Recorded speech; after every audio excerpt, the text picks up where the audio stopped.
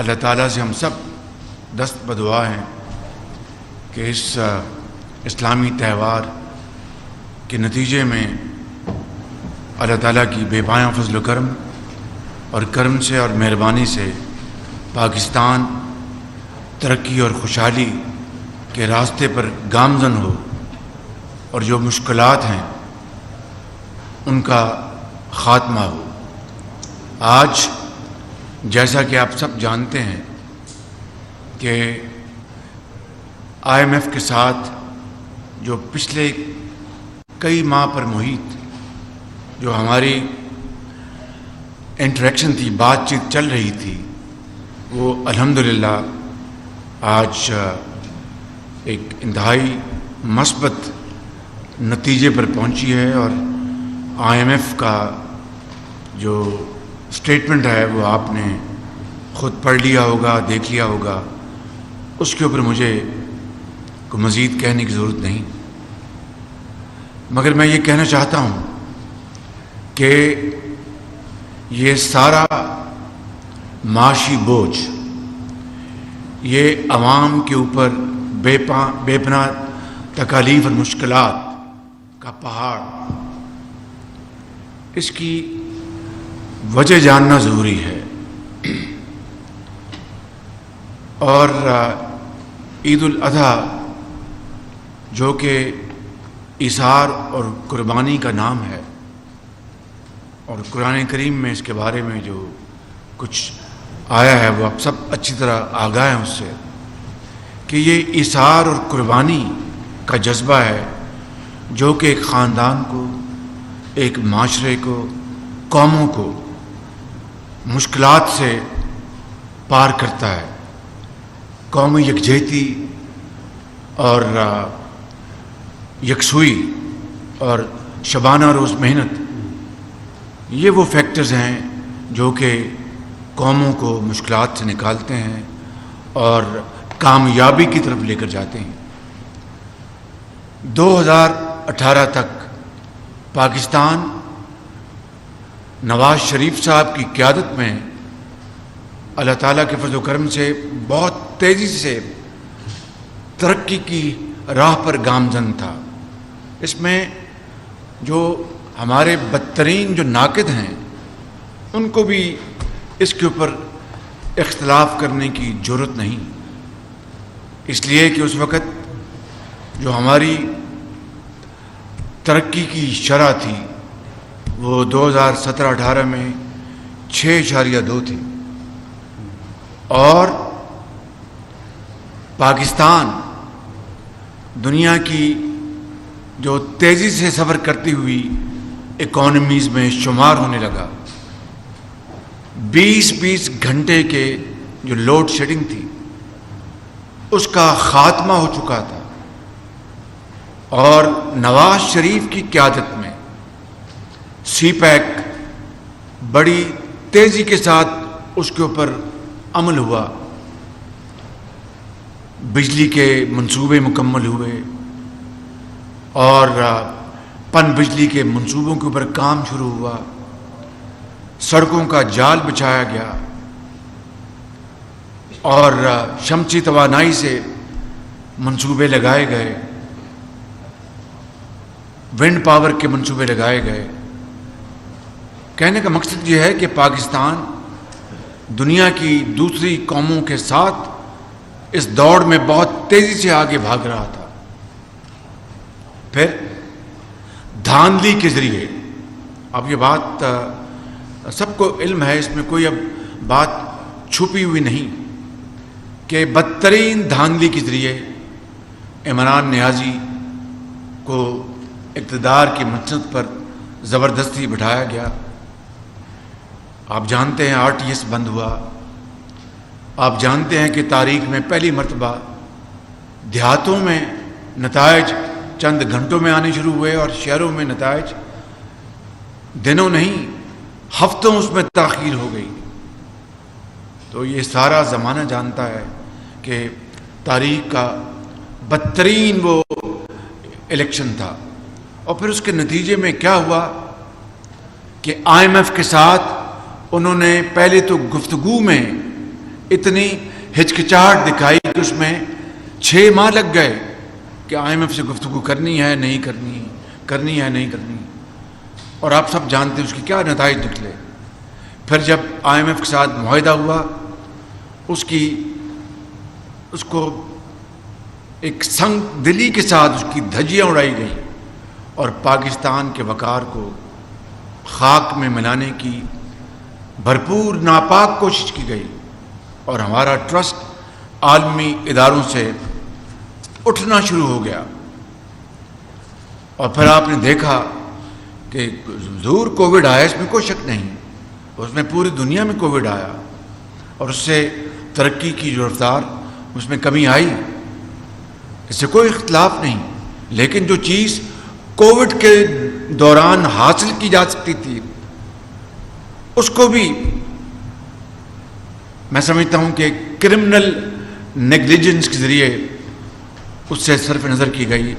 مثال کے طور پر جو قدرتی گیس تھی LNG، جو کووڈ کے زمانے میں $3 پر آ چکی تھی، اور اس کے بعد بھی اس کا سودا نہ کیا گیا، اور جس کا خمیازہ بعد میں آنے والے سالوں میں اور یہ پچھلے 1.5 سال جو ہماری حکومت ہے قوم نے بھگتا۔ آج آپ نے دیکھا کہ بڑی محنت کے ساتھ ہم نے LNG کا معاہدہ ہم نے کیا ہے آذربائیجان کے ساتھ، وہ ایک برادر ملک ہے، ان کے ساتھ ہم نے معاہدہ کیا ہے، اور معاہدہ یہ بات it's a bit of digression, لیکن بتانا چاہتا ہوں کہ معاہدے کی یہ شرائط ہیں کہ آذربائیجان پاکستان کو جو ڈسٹریس کارگوز ہیں وہ آفر کرے گا پاکستان کو سستے، اور پاکستان ہر مہینے، اور پاکستان کی مرضی ہے کہ ان کو خریدے یا نہ خریدے، نہ خریدنے کی صورت میں کوئی پینلٹی نہیں ہوگی۔ یہ الحمدللہ یہ معاہدہ ہو چکا ہے، اور اس کے مقابلے میں پچھلی حکومت میں کیا ہوا آپ دیکھیں، جب کاٹن کی ایکسپورٹ کی گئی، پھر کاٹن امپورٹ کی گئی، یہ بالکل اپنا شوگر ایکسپورٹ کی گئی، شوگر امپورٹ کی گئی، گندم ایکسپورٹ کی گئی، گندم امپورٹ کی گئی، کتنا ونڈ فال پروفٹ لوگوں کی جیبوں میں گیا، چند لوگوں کی تجوریاں بھر گئیں، اور عام آدمی بیچارہ مہنگائی میں بالکل بری اس کی حالت ہو گئی۔ تو یہ ہمیں ورثے میں ملا، اور میں یہ نہیں کہہ رہا کہ اس 1 سال میں ہماری جو ذمہ داری تھی، میں سمجھتا ہوں کہ اس مخلوط حکومت نے حتی الامکان کوشش کی۔ انسان ہیں، غلطی انسانوں سے ہوتی ہے، ہم سے غلطیاں ہوئی ہوں گی یقیناً، لیکن I would term them as honest mistakes، لیکن جان بوجھ کر قومی خزانے میں اپنا وہاں پر خیانت کرنا یا اس طرح کے اور معاملات آپ میرے سامنے کوئی ایک رکھ دیں، میں اس کی انکوائری کروں گا اور قوم کے سامنے لے کے آؤں گا۔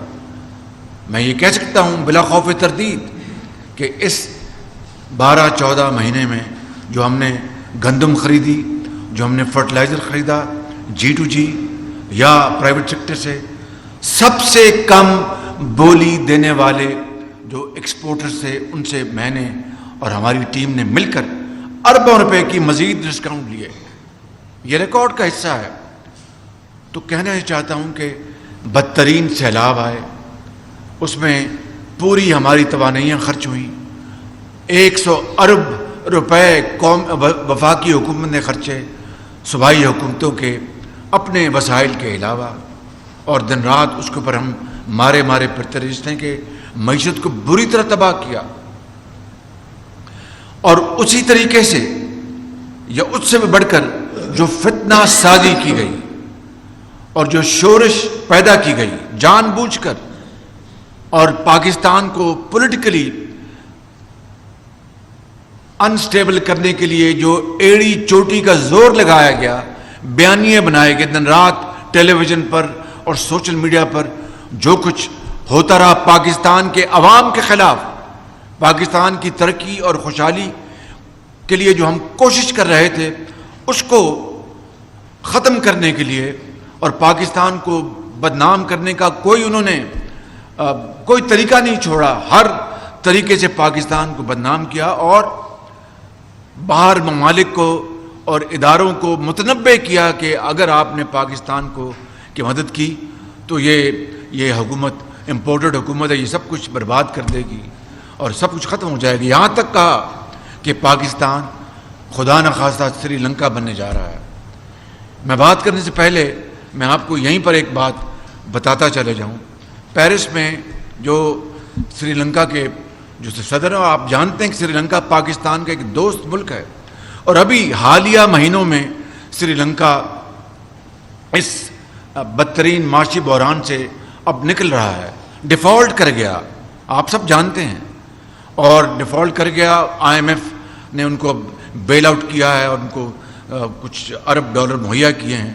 تو پیرس میں جو IMF کی جو MD تھی، ایک ہم کانفرنس میں موجود تھے، تو وہ سری لنکا کے صدر رنیل جو ہیں منسنگے، وہ میرے پاس آئے، وکرم منسنگے، اور مجھے کہا کہ شہباز شریف صاحب وہ IMF کی MD بیٹھی ہیں، آپ کی ان کی ملاقاتیں ہو چکی ہیں، میں نے ایک اور میٹنگ کا انتظام کیا ہے. میں نے کہا آپ کی بہت مہربانی. وہ جو تھا کانفرنس کا سیشن وہ لمبا ہو گیا. تو جب ختم ہوئی تو IMF کی MD میرے پاس آئی کہ پرائم منسٹر مجھے اب پریس کانفرنس کرنی ہے اپنا ان کے ساتھ، تو مجھے جانا ہے، ہم کھڑے کھڑے بات کر لیتے ہیں.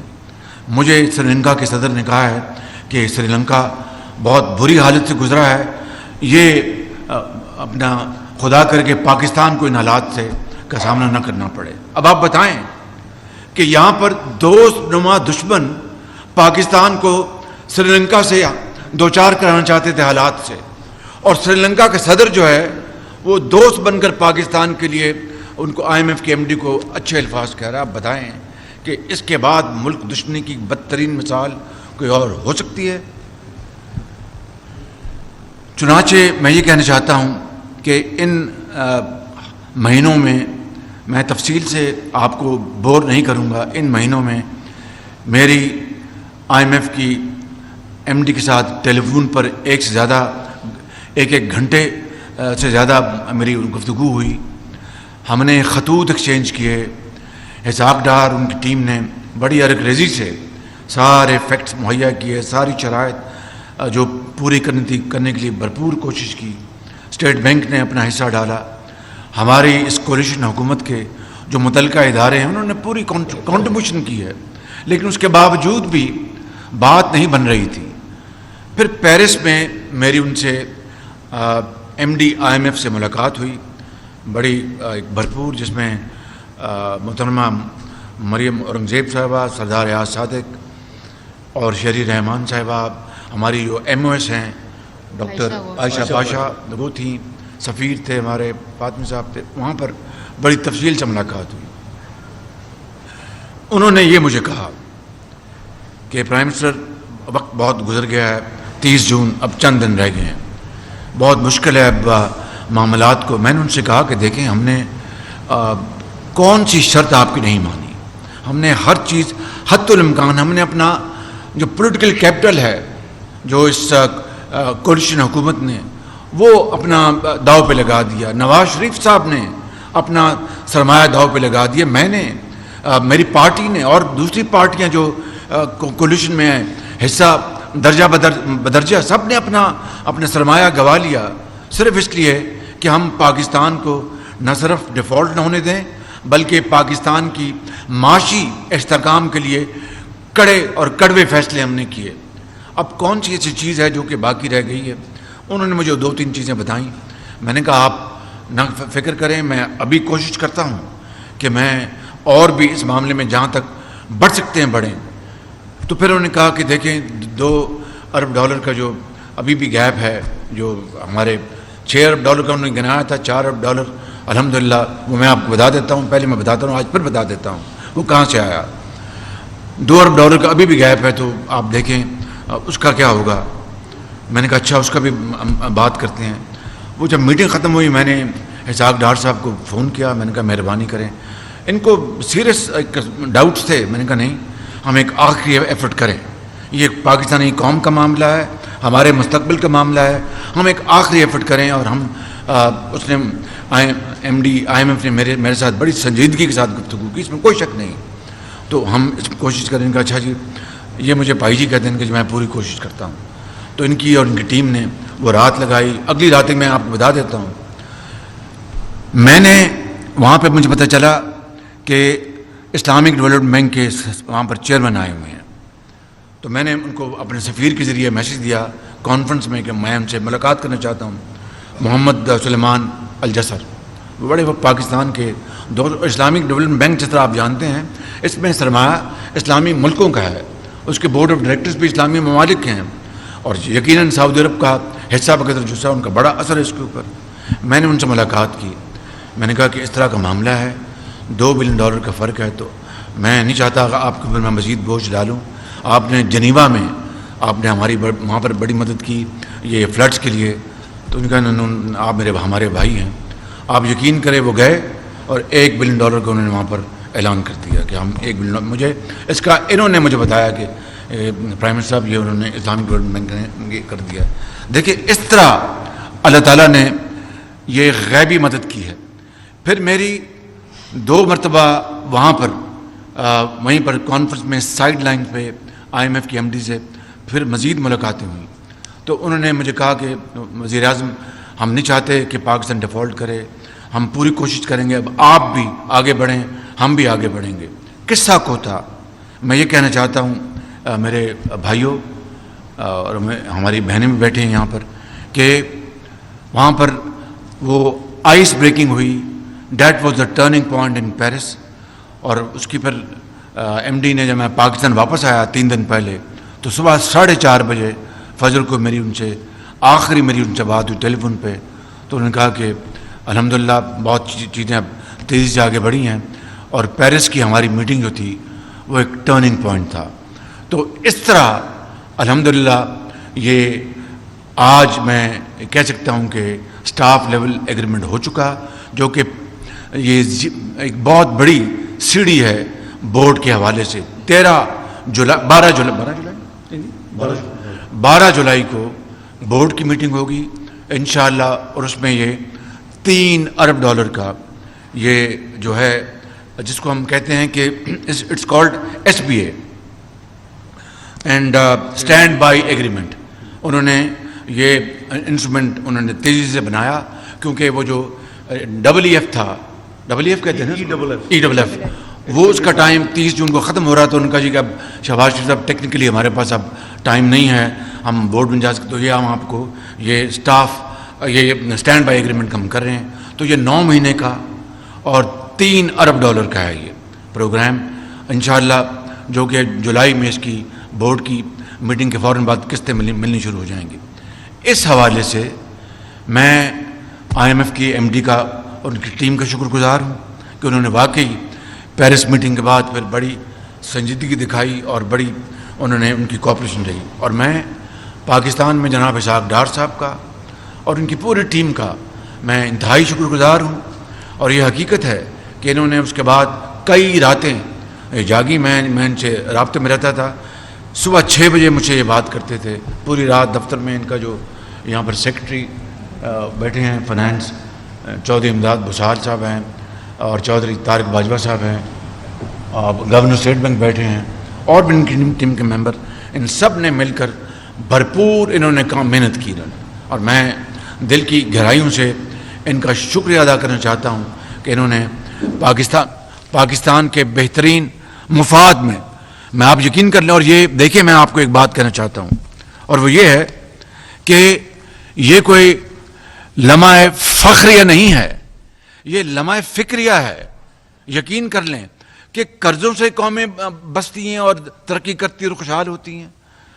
کبھی نہیں یہ بھول جائیں, یہ قرضہ ہمیں بامر مجبوری لینا پڑ رہا ہے. اور میری دعا ہے, میں آپ کے آج اس محفل کے حوالے سے پوری قوم کو, میں پاکستان کے طول و عرض میں اپنے کروڑوں اپنے بھائیوں بہنوں بزرگوں ماؤں اور سب کو میں کہنا چاہتا ہوں کہ وہ دعا کریں کہ یہ آخری مرتبہ ہو کہ پاکستان IMF کا پروگرام کر رہا ہے. اس کے بعد ہمیں قرضہ نہ لینا پڑے. اس کے بعد یہ چل رہا ہے یا بند ہو گیا ہے؟ آپ چل رہے ہیں. تو یہ آخری بار ہو کہ ہم IMF کا یہ ہم نے قرضہ لیا. اس کے بعد خدا کرے ایزیئر سیٹ دین ڈن. خدا کرے کہ ہمیں پھر دوبارہ IMF کے پاس نہ جانا پڑے. اس کی تاریخ میں مثالیں موجود ہیں اور مثال اب دینی پڑتی ہے مجبوراً. ایک ہمسایہ ملک ہے, آخری بار انہوں نے 1991 میں IMF کی ڈیل کی, اس کے بعد انہوں نے خیر بات کہہ دیا. ترکی 2007 میں انہوں نے آخری بار IMF سے ڈیل کی, اس کے بعد انہوں نے خیر بات کہہ دیا. اور ہم پتہ نہیں کتنی درجنوں مرتبہ ہم نے IMF کے پاس گئے اور آدھا پروگرام کرتے. یہ پہلی مرتبہ تھا 2018 میں کہ نواز شریف کی قیادت میں IMF کا نہ صرف پروگرام مکمل ہوا بلکہ ترقی اور خوشحالی کے وہ چشمے پھوٹے. تو ایک تو میں یہ بات کہنا چاہتا ہوں کہ میری یہ دعا ہے اور پوری کوشش ہے, اس کے لیے جتنی بھی اور قربانی اشرافیوں کو دینی پڑے گی, عام آدمی کو نہیں. عام آدمی تو 75 سال سے قربانیاں دے رہا ہے, 75 سال سے اس کو لالے پڑے ہوتے ہیں کہ عید آئی ہے, بکرا بہت مہنگا ہو گیا تو میں تو خرید نہیں سکتا. چھوٹی عید آئی ہے, میں بچوں کو اپنے جوتے نئے اور اپنا گلبرگ تو بڑی دور کی بات ہے, وہ پرانی انارکلی نہیں جا سکتا کہ جہاں سے وہ اپنے یہاں لنڈے بازار سے جا کے وہ سیکنڈ ہینڈ اپنا کپڑے خریدے. اور میں یہاں پر آپ سے یہ باتیں کر رہا ہوں, یہ حقیقت میں آپ سے حقیقت کھول کر بیان کر رہا ہوں. تو میں یہ کہہ ہی رہا ہوں کہ انشاءاللہ ہم کوشش کریں گے, میں اس کی طرف آتا ہوں. لیکن ایک تو یہ ہے کہ میں ایک دفعہ پھر جناب فنان منسٹر صاحب کی بے پناہ ان کی لگن محنت, ان کو شکوک تھے. میں نے پیرس سے ان کہا کہ آپ کے شکوک میں مانتا ہوں لیکن اللہ کا نام لیں, اللہ کا نام لیں اور اللہ تعالیٰ اس میں خیر ڈالے گا. پھر انہوں نے پوری ہمت کی. آخری 2 دن بھی 1-2 پوائنٹس تھے, انہوں نے کہا کہ میں نے کہا نہیں, خدا کا نام لیں, اللہ تعالیٰ کرم کرے گا. ان کا کہنا تھا کہ یہ نہ ہوا تو ہم یہ کر گزرے بجٹ میں, اسپیچ میں. میں نے کہا کر گزرے تو میں قوم کو بتا دوں گا کہ ہم نے کیا, ہم یہ چیزیں پھر اب واپس لیتے ہیں. تو اللہ نے بڑا کرم کیا, اللہ نے بڑا فضل کیا. اگلی بات, اس عرصے میں چین نے پاکستان کو ڈیفالٹ ہونے سے بچایا. ان پچھلے 3 مہینوں میں تقریباً آل ٹولڈ $5 بلین بندہ ہے ٹوٹل چین نے جو رینیو کی, تقریباً $5 ارب چائنا نے پاکستان کے اسٹیٹ ٹو اسٹیٹ جو قرضے وہ تو رول اوور ہو جاتے ہیں, اس میں تو کوئی ایشو نہیں ہے. بینکوں کے 2 اصل بات جو ہے وہ کمرشل بینکس کے لون جو ہمیں ہر صورت ادا کرنے تھے, ہم نے ادا کیے, انہوں نے فوراً ہمیں واپس کر دیے. تو چائنا نے وہ کلیدی کردار ادا کیا ہے کہ جس نے پاکستان کو 3 مہینوں میں ڈیفالٹ سے یا بہت مشکل صورتحال سے 2-4 ہونے سے بچایا. اس کا ہم میرے پاس الفاظ نہیں کہ ہم شکریہ ادا کر سکیں. سعودی عرب نے یعنی کمال مہربانی کرتے ہوئے $2 ارب انہوں نے وعدہ کیا, انہوں نے وعدہ اپنا پورا کر دیا ہے. ان کا کہ نہیں سائن ہو گیا ایگریمنٹ, ابھی پیسے نہیں ہیں, ایگریمنٹ سائن ہو چکا. کمٹ کر لیں. UAE $1 ارب انہوں نے کمٹ کیا. اب اسلامک ڈیولپمنٹ بینک نے چند دن پہلے $1 ارب دیا. میں اور میرے زعماء, میرے ساتھی, ہم اگر میرے پاس الفاظ نہیں کہ میں ان اپنے برادر دوست ممالک کا ہم شکریہ ادا کر سکیں, لیکن خدا کی قسم کھا کے کہتا ہوں کہ یہ اب طریقہ نہیں زندگی گزارنے کا.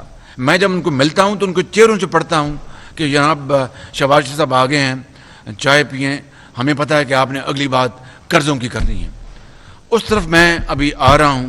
تو میں ابھی تک میں یہ کہنا چاہتا ہوں کہ یہ اس طرح یہ مراحل طے ہوئے, اور وہاں پہ جو میرے ساتھ جو ٹیم تھی جن کے میں نے نام لیے پیرس میں ان سب کا بھی شکر گزار ہوں. انہوں نے وہ کانفرنس میں جانا تھا, میں نے ان کو روکا کہ کانفرنس میں اکیلا جاؤں گا, آپ IMF کے ساتھ باقی جو چھوٹے چھوٹے معاملات ہیں ان کو ڈیل کریں. یہ تفصیل کی بات اس میں نہیں جانا چاہتا. تو میں اللہ تعالیٰ کا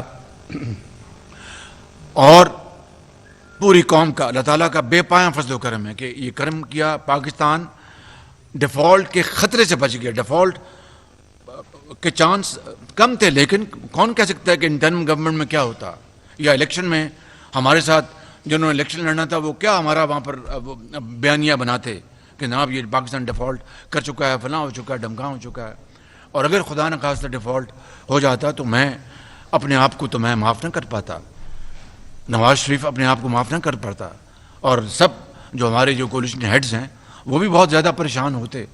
تو خدا تعالیٰ نے پاکستان کو ڈیفالٹ ہونے سے بچایا. مگر یاد رکھنا, سری لنکا کے صدر نے میری وہاں پر مدد کی جا کے MD IMF کے پاس کہ پاکستان کے کو بچا لیں، سری لنکا کے حالات سے دوچار نہ ہو. مگر یہاں پر بیٹھے دوست نما دشمنوں نے یہ کہا کہ یہ سری لنکا بننے جا رہا ہے پاکستان، اور کہا باہر بھی پیغام دیا اور یہاں پر بھی اداروں کو کہ جنگ بننے جا رہا ہے اور ساری ذمہ داری آپ کی ہوگی اور فنا ہوگا اور ڈمکاؤں ہوگا. تو یہ میرے دوستو یہ ہے یہ پورا سلسلہ جو میں آپ کے سامنے میں نے رکھا ہے. ابھی چند منٹ بعد میں اسحاق ڈار صاحب سے بھی گزارش کروں گا کہ وہ آپ سے بات کریں گے، لیکن اگلی بات میں آپ سے اب یہ کرنا چاہتا ہوں کہ آئندہ کا کیا لائے مطلب یہ ہے اصل میں امپورٹنٹ بات. آئندہ کا کیا لائے عمل ہے یہ میں آپ سے بات کرنا چاہتا ہوں.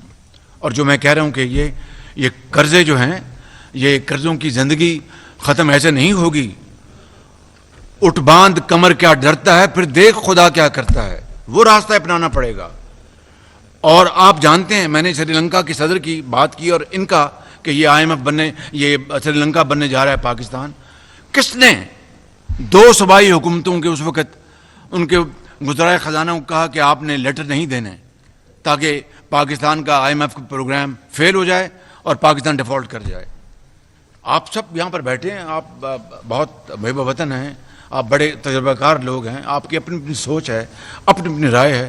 مگر بدترین مخالف بھی اس بات سے انکار نہیں کر سکتا کہ جنہوں نے کہا 2 صوبوں کے وزرائے خزانہ کو، آپ کو نام پتہ ہے، نام لینے کی ضرورت نہیں، آپ جانتے ہیں سب کہ آپ نے نہیں دینا فیڈرل گورنمنٹ کو اپنا خط جس سے کہ IMF کا پروگرام سٹچ ہو جائے. یہ پاکستانیت ہے، یہ حب الوطنیت ہے کہ میں اگر وزیر اعظم ہوں تو میں سب کچھ، میں اگر وزیر اعظم پاکستان کا خدا نہ خواستہ گلا کاٹ دوں. میں سمجھتا ہوں کہ اس سے بدترین سازش پاکستان کے خلاف کوئی اور ہو نہیں سکتی بالکل. اور اب میں آپ کو یہ بتانا چاہتا ہوں کہ 9 مئی کے واقعات اس کی کڑی ہے، یہ اس سے جڑی ہوئی ہے بالکل. کہ یہ 9 مئی کا جو واقعہ تھا ایک تاریخ ترین دن تھا پاکستان کی تاریخ میں. خدا کرے گا دوبارہ اس طرح کا واقعہ کیا دور دور تک اس کا کوئی سایہ نہیں ہوگا. لیکن 9 مئی کو جو کچھ ہوا وہ یہی تھا کہ پاکستان کو اس دن تباہ و برباد کرنے کی وہ پوری گھناؤنی سازش تھی جس میں اپنا وہ دوست نما دشمن بھی شامل تھے اندر سے اور باہر سے بھی. انہوں نے 9 مئی کی سازش کی تاکہ نہ IMF کا پروگرام ہو نہ کچھ اور ہو، ڈیفالٹ کر جائیں، تباہی ہو جائے اور یہاں پر ہر طرح انارکی ہو جائے. کل میں نے وہاں پر پارا چنار میں کہا کہ تاریخ بھری پڑی ہے ایسے واقعات سے جہاں پر جو فتنہ پیدا کرنے والوں نے اپنا قوموں کو اور اپنی فوج سے لڑایا، فاصلے پیدا کیا اور وہ کھنڈرات بن گئے وہ ممالک. 9 مئی یہ اسی کی ایک شکل تھی. یہ رب تعالیٰ کے بے پایاں فضل و کرم ہے کہ جس نے پاکستان کو اس دن بچایا اور پوری طرح وہ مکروہ چہرے سامنے آ گئے. بہت بڑا شر تھا اس میں، خیر کی بات یہ نکلی کہ مکروہ چہرے سامنے آ گئے جنہوں نے پاکستان کو تباہ و برباد، ہر لحاظ سے تباہ و برباد کرنے کی پوری سازش کی تھی. ایک بات اور میں یہاں پر کہنا چاہتا ہوں جو کہ ریکارڈ کا حصہ رہنا چاہیے. یہ سعودی عربیہ سے اور یہ UAE سے ان قرضوں کی دلوانے میں جہاں پر میری حکومت کی حقیر کوشش ہے، وزیر خزانہ کی وہاں پر ہمارے اس نئے سپہ سالار کی بہت زیادہ کوشش ہے. انہوں نے آگے بڑھ کر ہماری مدد کی اور ان ممالک سے رابطے کیے اور فائنلی اس کلیکٹیو ایفرٹ سے اللہ تعالیٰ نے کرم کیا اور اس طرح یہ $3 ارب 2 سعودی عربیہ سے اور یہ اپنے 1 UAE سے. تو میں نہ صرف اپنی حکومت کے اپنا زوما کا بلاول بھٹو صاحب نے پوری بھرپور سفارتکاری کی، پوری طرح انہوں نے ڈپلومیسی کی. میں جانتا ہوں کہ یونائٹڈ نیشن کے جنرل سیکرٹری کو انہوں نے سفارش کروا کے IMF کے MD کو بلاول بھٹو صاحب نے کہا کہ بھئی ہماری پاکستان کی مدد کی جائے. تو یہ سارے اٹس آلویز ٹیم ورک. کوئی اکیلا جو ہے وہ معاملات طے نہیں کر سکتا. یہ ٹیم ورک ہے اور یہ ٹیم ورک کی مرہون منت ہے کہ اللہ تعالیٰ نے یہ کرم کیا اور ہم ڈیفالٹ سے. اب اگلا رستہ کیا ہے یہ میں آپ کو آج بتانا چاہتا ہوں اور یہ بہت بہت امپورٹنٹ ہے. اس کے بعد اسحاق ڈار صاحب فرمائیں گے. تو وہ یہ ہے کہ ہم نے، آپ کو پتہ ہے کہ ہم نے چند دن پہلے ہم نے پاکستان کی اکنامک ریوائول، یعنی ہماری جو معاش جو ہے اس کو ہم کس طرح ریوائیو کر سکتے ہیں، کس طرح دوبارہ ہم جا سکتے ہیں کہ پاکستان اپنے پاؤں پہ کھڑا ہو اور قرضوں سے جان چھٹ جائے اور پاکستان آہستہ آہستہ ہم آگے بڑھیں اور ہم ایک اکنامک پاور بن جائیں۔ اس کے لیے اللہ تعالیٰ نے ہمیں بے پناہ قدرتی وسائل دیے ہیں، اذہان دیے ہیں، آپ کو سب علم ہے، لیکن ہم نے پچھلے دنوں ایک میکنزم بنایا ہے، اور وہ میکنزم یہ ہے کہ ہماری اس معاشی ترقی میں جو بہت جلد جو فیکٹر کردار ادا کر سکتا ہے وہ ہے زراعت، اور زراعت کے ریوائول کے لیے ہم نے ایک پورا پلان بنایا ہے۔ ذرا مجھے معلوم ہے آپ ولی ہیں، لیکن ذرا میں ولایت کی نہیں، میں انسانی باتیں کر رہا ہوں۔ تو زراعت کو ہم ریوائیو کرنے کے لیے ہم نے ایک بڑا جامع پروگرام بنایا ہے، اور اسی طریقے سے ہم نے جو ہماری جو معدنیات ہیں، بے پناہ معدنیات ہیں۔ اب بتائیں کہ یہاں پر ایک مثال دیتا ہوں، آپ کا وقت ضائع کرنے، یہاں پر چنیوٹ میں جو چنیوٹ آئرن اور ہے، 4 سال وہ عدالت میں وہ اپنا مقدمہ لڑا جاتا رہا، اور ایک اس مشرف کے زمانے میں ان کے کسی بھائی کو امریکہ میں، جس کا نہ لینا نہ دینا تھا، غیر شفافیت کے ذریعے بالکل کوئی اس سے نہ پیسے لیے کچھ اس کے حوالے کر دیا۔ جب ہماری حکومت ہے 4 سال یہ مقدمہ لڑا گیا، وہ 4 سال کس کے ضائع ہوئے؟ اس قوم کے نوجوانوں کے، اس قوم کی قسمت پھوٹی جو کھوٹی کی گئی، کس نے کی؟ اسی طریقے سے میں آپ کو ایک اور مثال دے دیتا ہوں، ریکوڈک اپنا کھربوں روپے وہاں پر موجود ہیں ریکوڈک میں، ابھی ایک کلو گرام وہاں پر تانبا نہیں نکلا، اور اربوں روپے پاکستان کی مقدموں میں خرچ ہو چکے۔ تو اس طرح پاکستانی قوم کا اپنا وقت ضائع ہوا، اس طرح ہماری جو تھا ہماری قسمت وہ خراب ہوئی، اور ہمارا جو سفر تھا اس کو خراب کیا گیا۔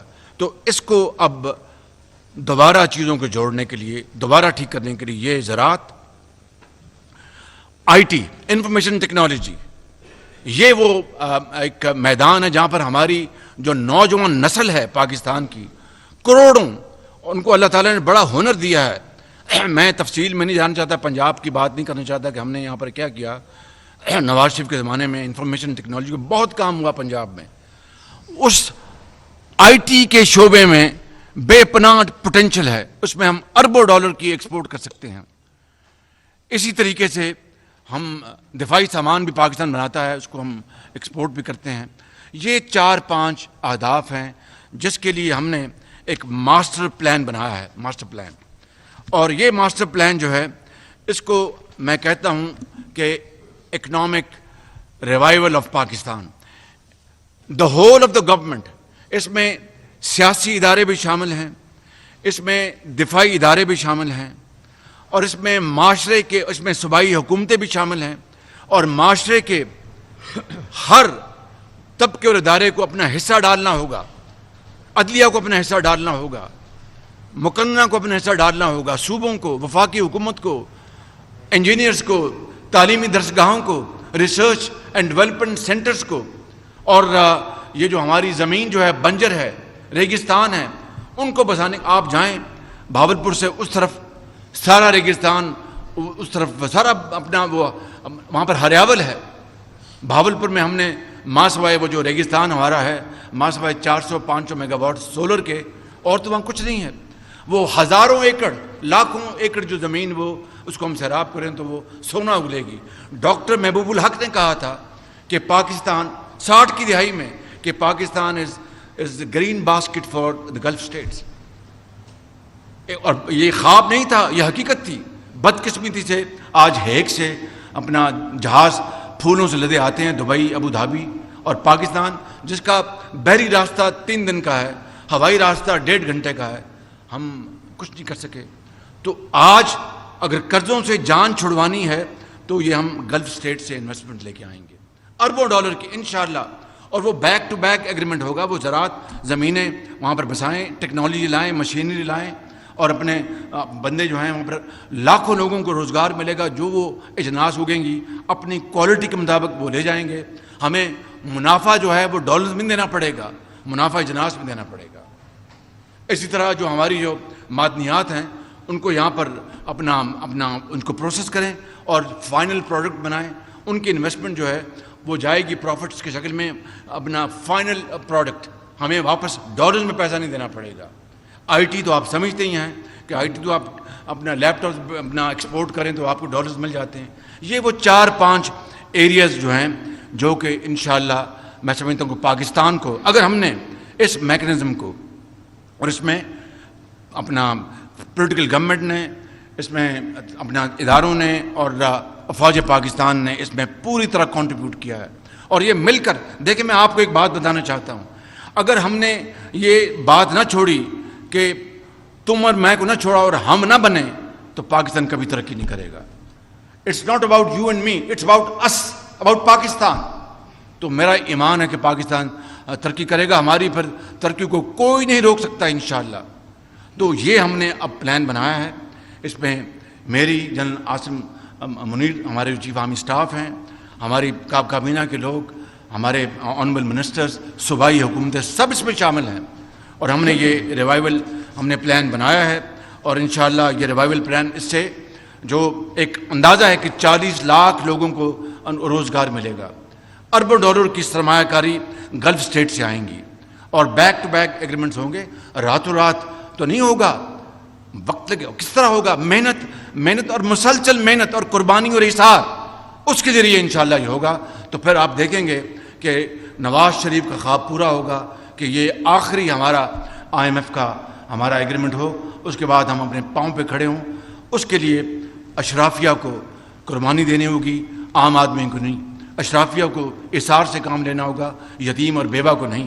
اور میں وہ جو اشعار اکثر پڑھا کرتا تھا, اس سے زیادہ موضوع وقت کوئی نہیں ہے ان اشعار کو پڑھنے کا, کہ ہو صداقت کے لیے جس دل میں مرنے کی تڑپ, ہو صداقت کے لیے جس دل میں مرنے کی تڑپ, پہلے اپنے پیکرے خاکی میں جاں پیدا کرے, پھونک ڈالے یہ زمین و آسمان مستعار. یہ زندگی مستعار ہے نا, بالکل مانگے تانگے کی اور سب یہ قرضوں کی. پھونک ڈالے یہ زمین و آسمان مستعار, اور خاکستر سے آپ اپنا جہاں پیدا کرے. یہی وہ اشعار ہیں اقبال کے جو ہمیں آگے لے کے چلیں گے. اور میں سمجھتا ہوں کہ اسی میں پاکستان کی بقا ہے, اسی میں پاکستان کی خوشحالی اور عزت ہے. آج کے بعد میں آپ کو بتانا چاہتا ہوں کہ قرضوں سے ہمیں توبہ کرنی ہوگی, اور توبہ کرنے کا راستہ وہی ہے جو کہ ہمیں قرآن کریم نے ہمیں سکھایا ہے, اور جو کہ نبی کریم صلی اللہ علیہ وسلم کی جو اسوہ حسنہ ہے. میں ان الفاظ کے ساتھ آپ سب کا شکریہ ادا کرتا ہوں. کچھ وقت میں نے ضرور زیادہ لیا, لیکن یہ ضروری تھا. اب میں جناب اسحاق ڈار صاحب سے گزارش کروں گا کہ وہ اپنے کلمات فرمائیں, پھر اس کے بعد کوئی سوال ہوگا تو میں آپ سے پھر رجوع کروں. شکریہ. بسم اللہ الرحمن الرحیم. الصلاۃ والسلام علیکم یا خاتم النبیین. جناب وزیر اعظم, کابینہ کے ساتھیوں, میرے فنانس اور اسٹیٹ بینک کے کولیگس, میڈیا حضرات, خواتین و حضرات, السلام علیکم. میں آپ سب کا مشکور ہوں کہ وزیر اعظم صاحب نے یہ جو ایک محفل سجائی ہے, اس کا ایک خاص بیک گراؤنڈ تھا, اور جیسے انہوں نے تفصیل میں وہ کوئی تفصیل میں ریپیٹ نہیں کروں گا. آپ کو یاد ہوگا کہ پاکستان کا جو 9واں ریویو تھا وہ 30 سپٹمبر 2022 والا کوارٹر کا ریویو تھا, اور اس کے بعد 2 ریویو اور ہونے تھے, 10واں اور 11واں. اور اس حوالے سے پہلے چونکہ 3 مہینے تاخیر ہو گئی, وہ وزٹ نہیں کر سکے, جو بھی ان کی وجوہات تھی اس کا فائدہ نہیں ہے جانے میں. اور آنے کے بعد ہم نے 31 جنوری اور 9 فروری کے درمیان وہ مکمل طور پہ ٹیکنیکل ریویو مکمل ہو گیا تھا. اس کے بعد پھر میں فاسٹ فارورڈ جاتا ہوں, میں تفصیل میں نہیں جاتا, اس کا فائدہ نہیں ہے. اور لیکن سم ہاؤ ایکسٹرنل فائنانس کے جیسے گیپ, وزیر اعظم نے کہا کہ وہ 6 بلین انہوں نے پورا کریں, حالانکہ وہ پرائر ایکشن نہیں تھا. اس پہ ہم نے کافی فرینکلی انتظار بھی کیا, لیکن اس میں جو سلور لائننگ ہے, میں سمجھتا ہوں کہ اللہ تعالیٰ کے ہر کام میں بلیسنگ ہوتی ہے, وہ یہ ہے کہ اگر 9واں ریویو ہو جاتا, جو کہ ہم سب مڈل آف جون تک اسی کے لیے ہم کوشش کر رہے تھے, تو 10واں 11واں ریویو جو تھا وہ پھر نہیں ہونا تھا. یعنی جو 2.5 بلین پاکستان کو ڈالر اس پروگرام کے تحت جو 2019 میں شروع ہوا, اور 3 سال میں یہ پروگرام ختم ہونا تھا, اور ایکسٹینڈ کیا گیا 1 سال کے لیے, تو وزیر اعظم نے اینڈ آف مے بھی کہا ان کو کہ آپ اس طرح کریں کہ 1-2 مہینے بڑھا لیں. شی ریفیوزڈ مینجمنٹ جو ہے آئی ایم ایف کی. پھر انہوں نے پیرس میں بھی کوشش کی تو انہوں نے کہا یہ ہم نہیں کر سکتے. ایک مہینے میں انہوں نے کہا چلے 9واں کر لیں 10واں بھی شروع کر دیں. انہوں نے کہا جی یہ بھی نہیں ہو سکتا. بہرحال to cut the long story short, یہ اللہ تعالیٰ کا فضل ہے کہ پچھلے 10 دن میں وی کنونس دیم کہ یہ بہت ہی انفیئر ہوگا اگر آپ نے ہمارا جو پروگرام کا 2.5 بلین ہے وہ پاکستان کو نہ دیا. تو صرف 9واں ریویو ضروری نہیں ہے, ہم 9ویں ریویو کو بھی گیو اپ کر دیتے ہیں. Let's have a new programme for the $2.5 billion. اور اگر آپ اس میں 3.5 کر دیں تو وہ پرائم منسٹر نے بھی ان کو کہا تو وہ انہوں نے کہا جی کہ اتنا نہیں ہو سکتا. تو ایونچولی یہ ہمارا انہوں نے کہا جی اگر 3 بلین کا ہوگا تو پھر ہمارا 12 سے 15 مہینے کا ہوگا. وہ ہمارے فرینکلی انٹرسٹ میں نہیں تھا. ہم چاہتے تھے کہ یہ 9 مہینے سے زیادہ پروگرام نہ ہو. ابھی اس گورنمنٹ کا 1.5 مہینہ قریباً باقی ہے. پھر اس کے بعد کوئی 3 مہینے کا رفلی الیکشن 4.5. آپ کو پتہ ہے 1 مہینہ لگ سکتا ہے گورنمنٹ کابینہ کو آنے میں. ماضی کے اگر دیکھیں 5.5-6. تو یہ ہمارا یہ خیال تھا کہ 8 سے 9 مہینے سے زیادہ نہیں ہونا چاہیے. تو اس حوالے سے یہ پروگرام ایونچولی پچھلے 48 گھنٹے میں 9 مہینے بھی ہوا اور 3 بلین بھی ایگری ہوا. اور یہ بھی ایگری ہوا کہ اگر 9ویں جو شرط ہے اور 9واں ریویو تھا اگر ہو جاتا تو جو ہمیں امیجیٹلی چند دنوں میں جو 1 بلین ملنا تھا وہ 3 بلین سے ہمیں فوری مل جانا چاہیے.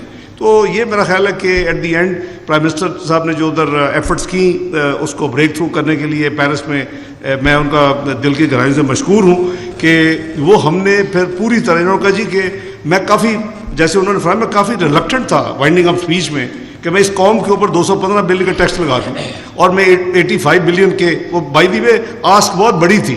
یہ بہت نیچے جو نیگوشیٹڈ اماؤنٹ تھا. لیکن میں تھا کہ کل کو اگر اس کے باوجود بھی نہ ہو کہ ہم اتنے مہینے سے کر رہے تو پھر تو انہوں نے مجھے ایشور کیا کہ نہیں ہوگا تو یو ریورس ایوری تھنگ. تو میرا خیال ہے کہ ان کا وہ بہت اچھا اور بڑا ایک وزڈم بھرا ہمیں وہ مشورہ تھا. ہم نے پھر اسی پہ کام کیا کہ آپ نے دیکھا کہ وائنڈنگ اپ اسپیچ میں ہم نے پھر وہ چیزیں امپوز کی اور اس کے بعد ہماری نیگوسیشن ڈیلی بیس پہ چلتی رہی. تو میں سمجھتا ہوں کہ اللہ کا شکر ہے کہ ہمارا جو یہ پروگرام ہے SBA اسٹینڈ بائی ایگریمنٹ یہ صرف 9 مہینے کے لیے ہے. اس کا ٹوٹل ویلیو $3 بلین ہے جس میں $2.5 بلین ابھی جو ہمارا پروگرام میں باقی رہتا ہے تو وہ ڈل چکا ہے. تو ہمیں کوئی یعنی اس پروگرام کا لاس نہیں ہوگا. اگلی جو میں نے عرض کیا کہ 1 بلین اس کی پہلی 12 جولائی کو ٹینٹیٹیولی بورڈ میٹنگ طے ہو گئی ہے اور اس کے بورڈ میٹنگ کے ودن 3-4 ڈیز وہ ہمیں 9ویں جو ریویو ہوتا تو جو وہ پیسے 1.1 بلین ملا تھا وہ مل جائے گا.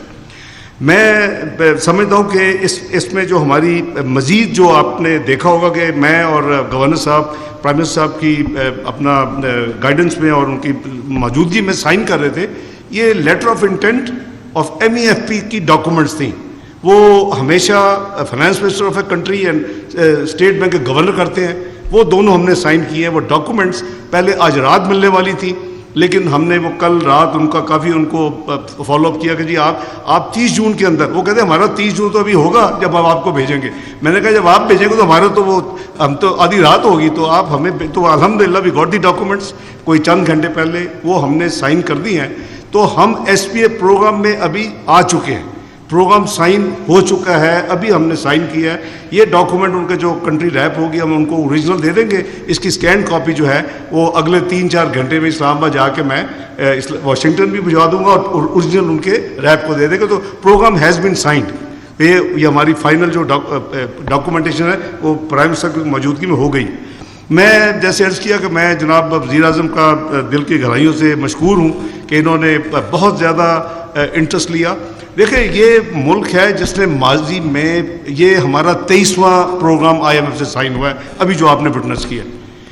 22 پروگرام میں آج تک پاکستان کبھی بھی اپنا پروگرام مکمل نہیں کر سکا. کبھی تیسری ریویو پہ بھاگ جاتا ہے, کبھی 7ویں میں بھاگ جاتا ہے. میکسیمم جو ریویو ہوئے ہیں وہ 8 کے قریب ہوئے جب ایک ڈکٹیٹر کی حکومت تھی پاکستان. تو یہ ہمارا ایک جو ریویو پاکستان کی تاریخ میں مکمل ہوا تھا وہ 2013-16 کا تھا. 12 کے 12 ریویو ٹائم پہ مکمل ہوئے اور پاکستان نے IMF کو ہمیشہ کے لیے خدا حافظ کہہ دیا. وہ میاں نواز شریف صاحب کی جو سربراہی میں اس وقت ہم جہاں پہنچے تھے, لوسٹ انفلیشن 2% فوڈ, 4% CPI 4 سے کم, 6% جیسے پرائم منسٹر 6% سے اوپر. PM صاحب نے جیسے یاد کرا کہ ہماری یہ جو ہے GDP growth, best stock market, of south Asia, 5th best in the world, 53,000 आज तक नहीं पहुंच सके इंडेक्स। और हमारी स्टॉक मार्केट की वैल्यू जिसे मार्केट कैपिटलाइजेशन कहते हैं, वो $100 अरब से तजावज़ कर चुकी थी। इमेजिन के 2017 में जब इस मुल्क में एक पॉलिटिकल जो है प्रोजेक्ट, मैं उसे 2010 कहता हूँ, उसको प्रॉपर लॉन्च और उसको फाइनलाइज करने का एक अटेम्प्ट की गई, डॉन लीग से वो ड्रामा शुरू हुआ और करते करते फिर वो पनामा पे ख़त्म हुआ और फिर जो हुआ उसका पाकिस्तानी कौम ने बहुत बड़ा एक कीमत अदा की। वो अगर उस वक़्त आपको याद होगा जेट्रो, वो कहता था Pakistan is the second choices place for the foreign direct investment. वो पाकिस्तान को कहते थे कि this is forget about India, look at Pakistan, we have lost a great opportunity. वो 70 बिलियन का एक्सटर्नल डेट था उस वक्त, आज 100 बिलियन का एक्सटर्नल डेट छोड़ के गई है पिछली हुकूमत। और डेट एंड लायबिलिटीज वो जो एक्सटर्नल है $130 बिलियन का छोड़ के गई। लेकिन जो स्टॉक मार्केट की जो मियां नवाज शरीफ के वक्त जो उसकी वैल्यूएशन थी $100 बिलियन से तजावज़ कर गई थी, आज वो $22 बिलियन। इमेजिन, कर्जे 70 बिलियन से 100 बिलियन एक्सटर्नल कर्जे और लाइबिलिटीज डाले $130 बिलियन। स्टॉक मार्केट की value because of this instability and all what has been done to the country, वो आपने देखा कि 5 साल के कलील अरसा में after Miyan Nawaz Sharif left it is now $22 billion.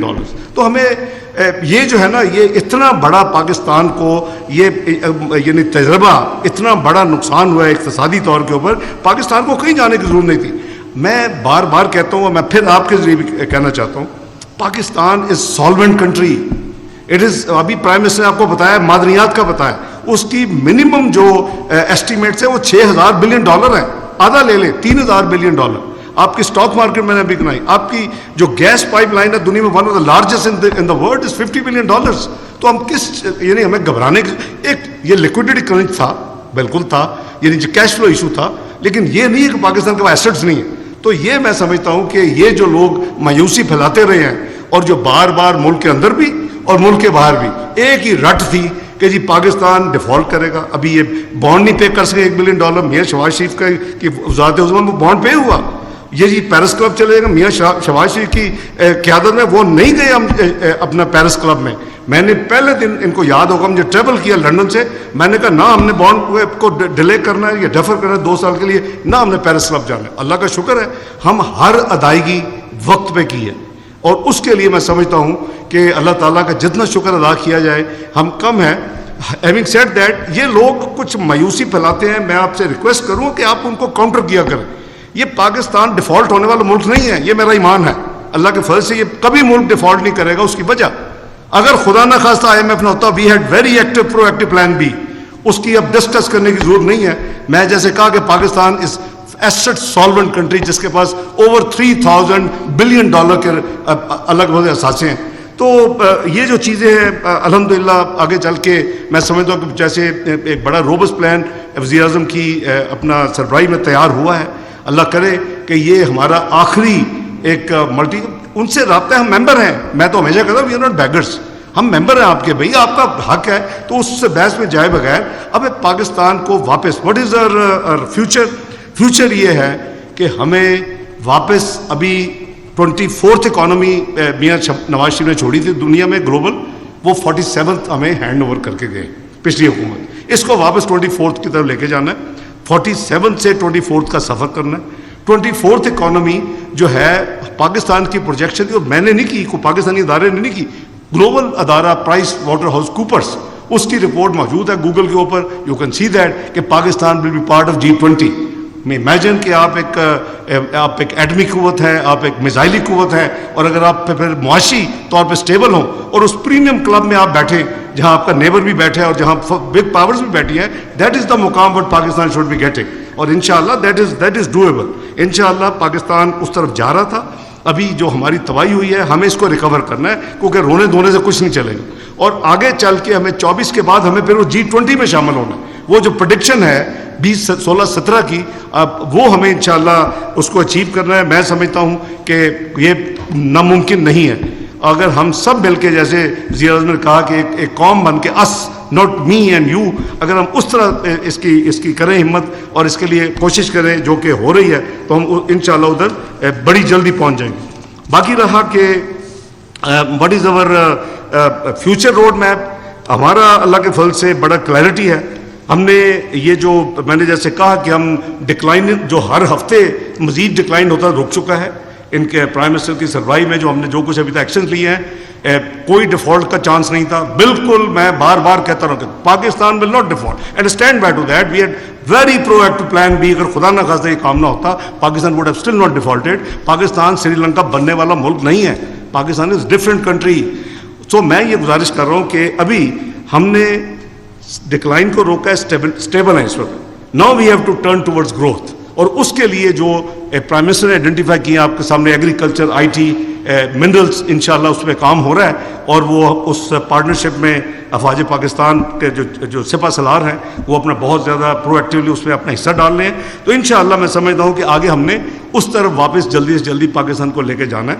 दूसरा, ये जो हमारे रिजर्व्स, आपको याद होगा कि $8 बिलियन तक नेशनल रिजर्व गिर गए थे और हमने $5.5 बिलियन नॉन जो है सॉवरन लोन्स के अलावा कमर्शियल बैंक्स को वापस किए. ये शायद पाकिस्तान की तारीख में अगर आप देखेंगे डाटा, तो दिसंबर क्वार्टर जो है between 1 October to 31 December 2022 there is a reduction of $4 billion external loan. कभी किसी कंट्री का एक्सटर्नल लोन कम नहीं होता, क्योंकि वो आप जो पुराने देते उतने आप नहीं लेते. तो ये अल्हम्दुलिल्लाह चाइना ने बड़ी कॉपरेशन की, हम उसके मशकूर हैं. उसके कमर्शियल बैंक ने जब ये देखा कि पाकिस्तान ने तो हर चीज़ कर दी है, ये तो पता नहीं क्या वजह है कि प्रोग्राम फाइनल नहीं हो रहा, तो उन्होंने फिर उनके बैंकों ने जो हमने उनको $2 बिलियन वापस किए थे, उससे हमारे जो रिजर्व्स थे नेशनल 10 के करीब चले गए. What is next? Our plan is God willing before अपना इस गवर्नमेंट का टेन्योर मुकम्मल हो और मियाँ शहबाज शरीफ अपने इस टेन्योर को मुकम्मल करें, we will take Pakistan foreign exchange reserve इंशाल्लाह to $14 to $15 billion. That is mean end of July तक. ये हमारा टारगेट है, इस पर हम काम कर रहे हैं. और जैसे मैंने किया कि हम इसको सीधे रास्ते पे अल्लाह के फजल करम से हम लगा रहे हैं. हमने पूरी कोशिश की है कि इनकी सरबराही में कि जो चीज़ें हम कर सकते हैं पाकिस्तान के लॉन्ग टर्म बहुत बेनिफिट्स है. कल आपने देखा कि हमने बॉन्डेड स्टोरेज फैसिलिटी पाकिस्तान में पहली दफ़ा उसकी पॉलिसी दी है, और ये पॉलिसी पाकिस्तान के लॉन्ग टर्म में बहुत ही बेनिफिशियल. और उसकी मियाँ शहबाज साहब से की क्लियरेंस से उसकी जो इम्प्लीमेंटेशन है फौरी तौर के ऊपर 1 जुलाई से शुरू हो रही है पाकिस्तान में. It is going to help us a lot.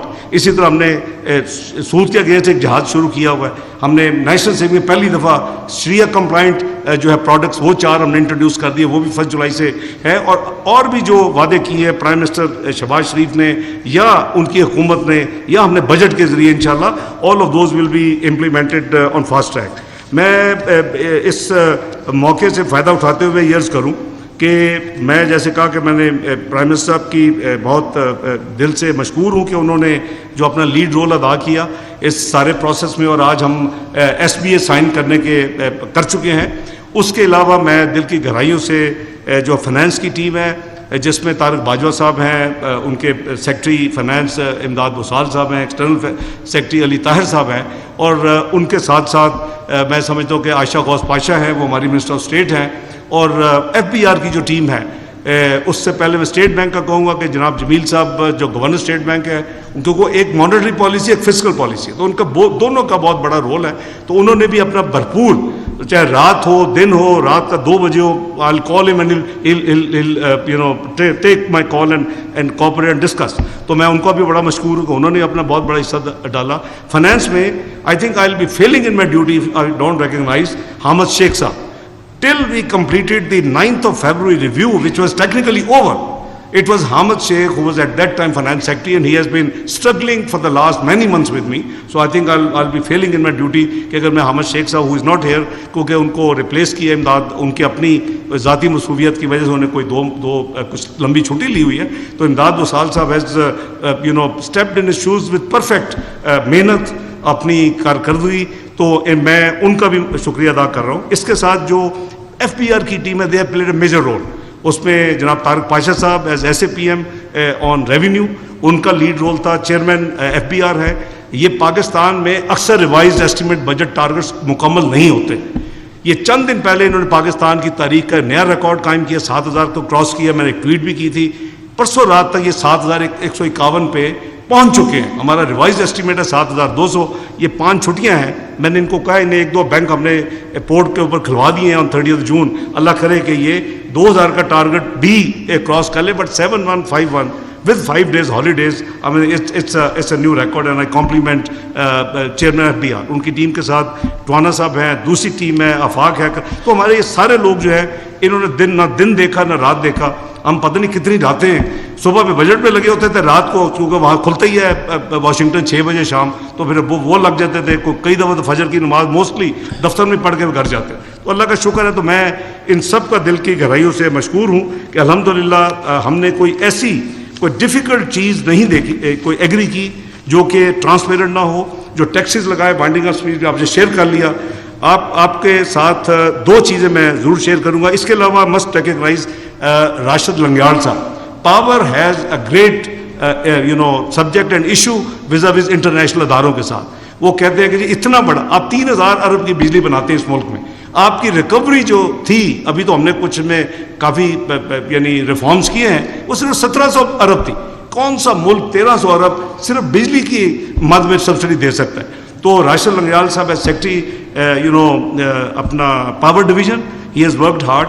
اس کا ری بیسنگ ہوتی ہے, میں ابھی سے بجائے آپ پڑھ کے کہیں گے ری بیسنگ ہوتی ہے. وہ ری بیسنگ ہر حکومت اگری کرتی ہے, وہ جولائی میں ہوگی. اس کا جو بھی چھوٹا موٹا ایفیکٹ ہوگا وہ unfortunately because is a bigger cause کے لیے, جیسے پرائم منسٹر نے کہا, یہ ہم سب کچھ کر رہے ہیں, ورنہ کس کا دل کرتا ہے کہ ذرا سے بھی وہ بوجھ ڈلے.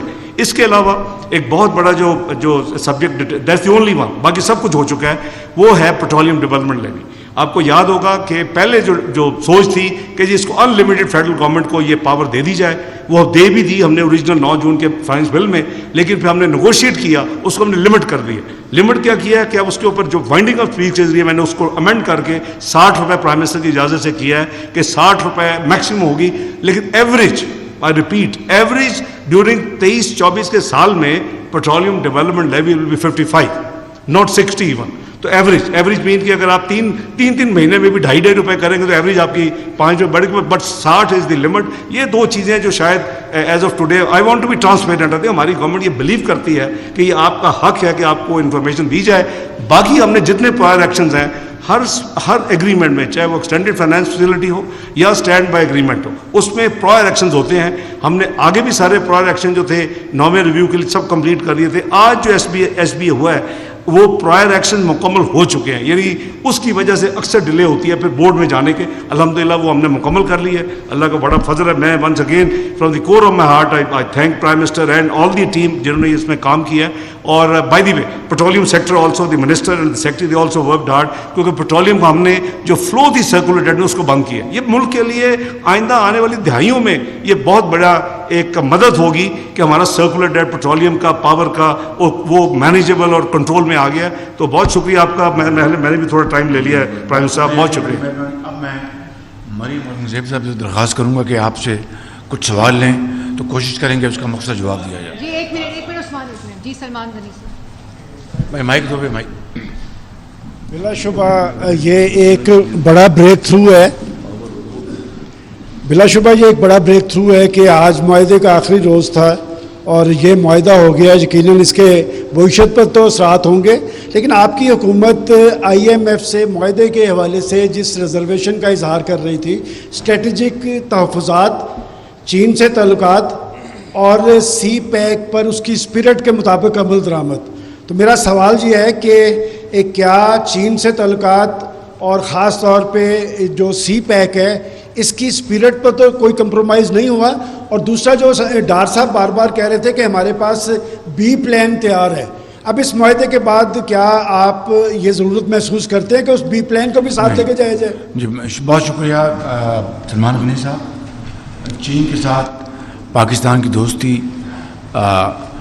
ہمالیہ نما ہے, اس میں مضبوطی ہوگی, کمزوری نہیں ہوگی. پچھلی حکومت نے ضرور ملکی مفاد کو بے پناہ نقصان پہنچایا. میں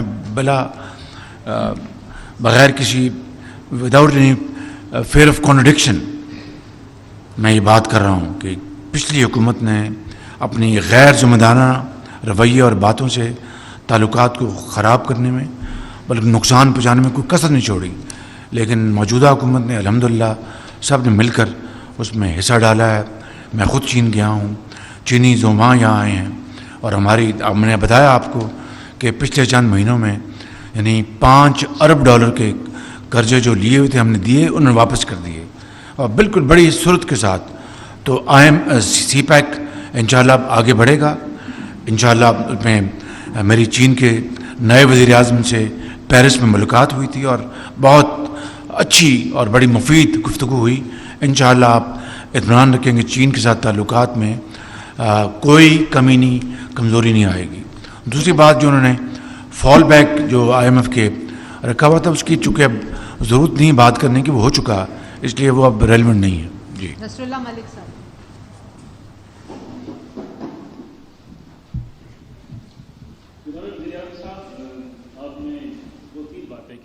میرے خیال میں جب سے یہ حکومت آئی ہے اس وقت سے ایک بات کا تذکرہ بار بار کیا جاتا ہے کہ ہم نے اپنی سیاسی اثاثہ قربان کر دیا بڑے اہم فیصلوں کے لیے, جو میرا خیال میں کوئی اتنا بڑا اثاثہ قربان شاید نہیں ہوا.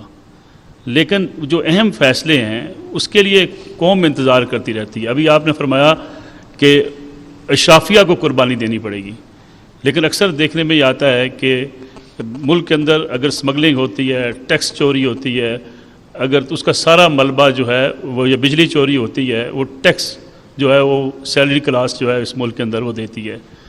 ٹیکس نیٹ کو بڑھانے کی بات کی گئی.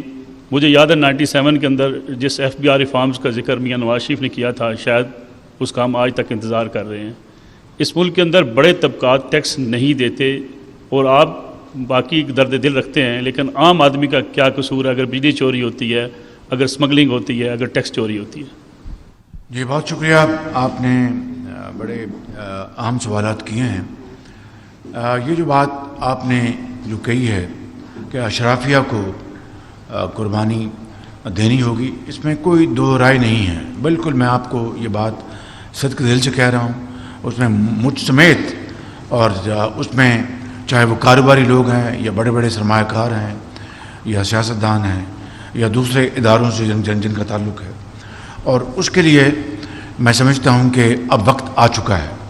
اور نواز شریف جو میرے قائد ہیں, وہ میں ہماری پارٹی اس میں قطعاً اس میں کسی بھی کوتاہی یا تعامل کا شکار نہیں ہوگی. انشاءاللہ آپ اس کو دیکھیں گے. الیکشن میں جس کو بھی اللہ تعالیٰ جس پارٹی کو بھی موقع دے گا, وہ ہم اگر کسی اور کو دیتا ہے تو ہم بھرپور تعاون کریں گے. ہمیں موقع دیا تو ہم انشاءاللہ اس یعنی تگ و دو اس ایفرٹ کے بعد جو کچھ اس ملک کے عوام جو دہائیوں سے انتظار کر رہے ہیں, وہ انشاءاللہ وہ بڑی برق رفتاری کے ساتھ ہوگا. اور وہ تمام جو ضروریات ہیں جو کہ یہ قوم توقع کرتی ہے اپنے حکومت کے ساتھ سیاسی اکابرین کے ذریعے, اشرافی کے ذریعے, انشاءاللہ اس کو کیا جائے گا اگر اللہ تعالیٰ نے موقع دیا. مگر ایک بات آپ کے ذہن میں رہنی چاہیے کہ آپ نے کہا کہ یہ عرصہ گزرا, یعنی فتنہ اور شورش اتنے زوروں پر تھی. 25 مئی کو جناب لانگ مارچ ہو رہا ہے, 9 مئی کو اپنا پورے ملک میں گھراؤ جلاؤ ہو رہا ہے. آپ قائد اعظم کے گھر کو جلایا گیا, اور مجسموں کو, شہیدوں کے مجسموں کو توڑا گیا, ان کی بے حرمتی کی گئی. اس سے پہلے آپ دیکھ لیں, میں آج لانگ مارچ کر رہا ہوں, کیا قومیں اس طرح بنتی ہیں, قومیں اس طرح چلتی ہیں, قومیں اس طرح ترقی کرتی ہیں. بھئی اگر آپ ایک آئینی ایک کام ہوا ہے, ایک نئی حکومت آئی ہے, تو آپ کہتے ہیں کہ یہ امپورٹڈ حکومت ہے, آپ کہتے ہیں یہ میرے خلاف امریکہ نے سازش کی, پھر آپ کہتے ہیں امریکہ نے سازش نہیں کی, یہ میرے خلاف فلان نے سازش کی. کیا کبھی کوئی ذمہ دار, کوئی جو لیڈر ہے, کبھی اس طرح کی باتیں کرتا ہے؟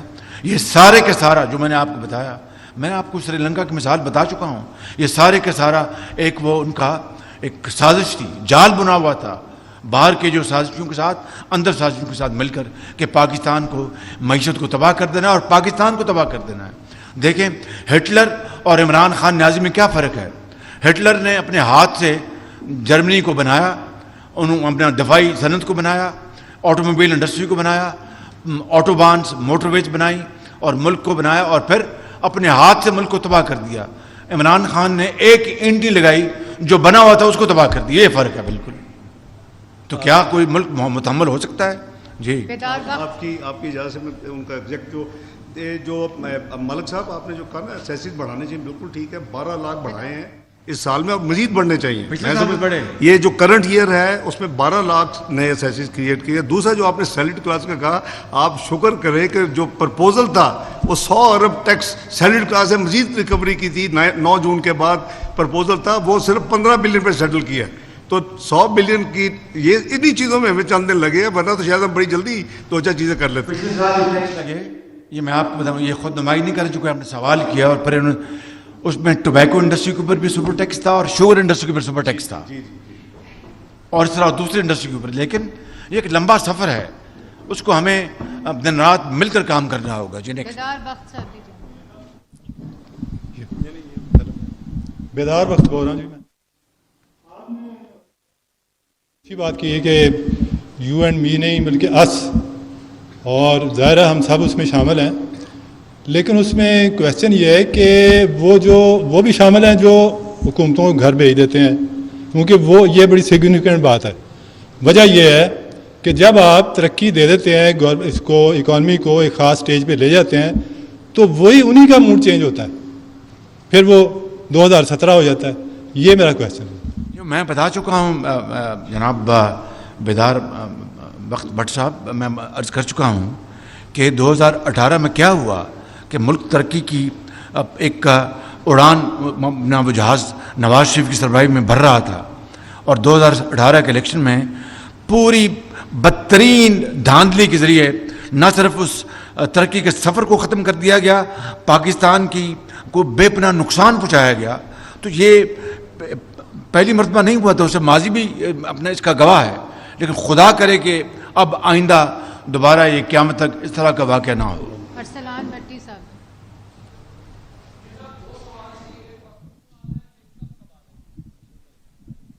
میں نے کہا جی 2 سوال ہیں، ایک معصوم، ایک طرح تھوڑا سا سخت ہے.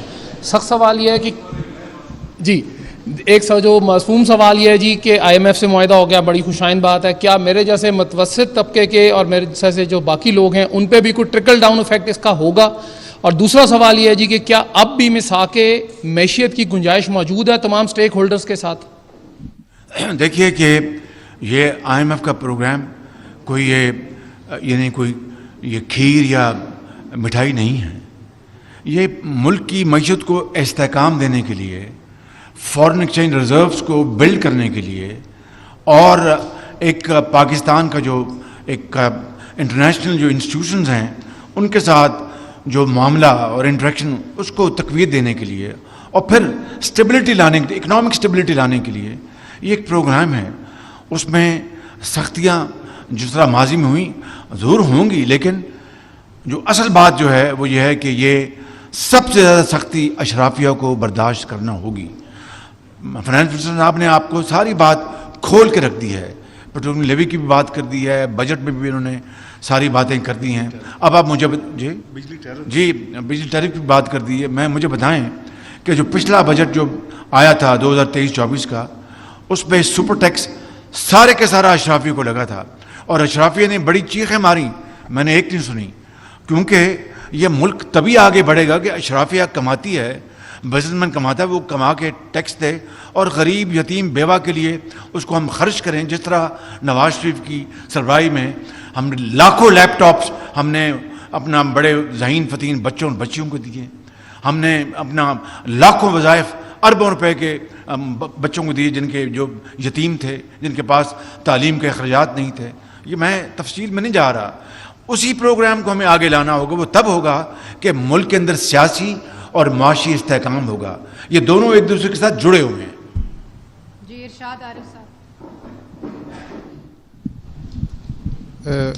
میاں صاحب، میرا پہلا سوال تو آپ سے ہے. میاں صاحب پہلا سوال تو میرا آپ سے ہے. خوشخبری سنائی تھی کہ آئی ایم ایف پروگرام اگر نہیں بھی ہوتا تو ہمارے پاس باقاعدہ پلان بی موجود ہے، اور قوم کو یہ خیال تھا کہ اگر پلان بی پر عمل ہوتا ہے تو یہ جو 215 ارب کے نئے ٹیکس لگے، یہ جو ری بیسنگ ہو رہی انرجی کے سیکٹر میں، یہ شاید نہ ہوتی، کچھ فائدہ ہوتا. تو کیا وجہ تھی، کیا قباحت تھی اگر پلان بی پر عمل کر لیا جاتا؟ دوسرا سوال ڈار صاحب آپ سے ہے کہ ذرا اسپیسیفک بتائیں کہ بجلی گیس اور پیٹرول کا تو آپ نے بتا دیا کہ زیادہ اضافہ نہیں ہوگا، بجلی اور گیس کے جو نرخ ہوں گے وہ جو ٹیرف میں اضافہ ہوگا وہ پر یونٹ کے حساب سے، پر کیوبک فٹ کے حساب سے کتنا اضافہ عوام پر ڈالا جا رہا ہے؟ بات یہ ہے کہ آپ نے اسی سوال کا جو دہرایا جو پہلے ہوا ہے. دیکھیں ارشاد عارف صاحب، ہر چیز کا پلان بھی ہوتا ہے. مثال کے طور پر کہ اگر بارشیں نہ ہوئیں تو پھر ہم نے پانی کا ذخیرہ کرنا ہے، ڈیموں میں پانی نہیں آئے گا تو پھر ہماری جو تھرمل جو بجلی ہے اس کے منصوبے جو ہیں چلانے کی تیاری کریں. یہ پلان بھی ہے. اور اگر بارشیں ہوتی ہیں، ڈیم بھر جاتے ہیں پانی کا، تو تھرمل کا جو آپ کے پلانٹس ہے وہ چلانے کی ضرورت نہیں ہے.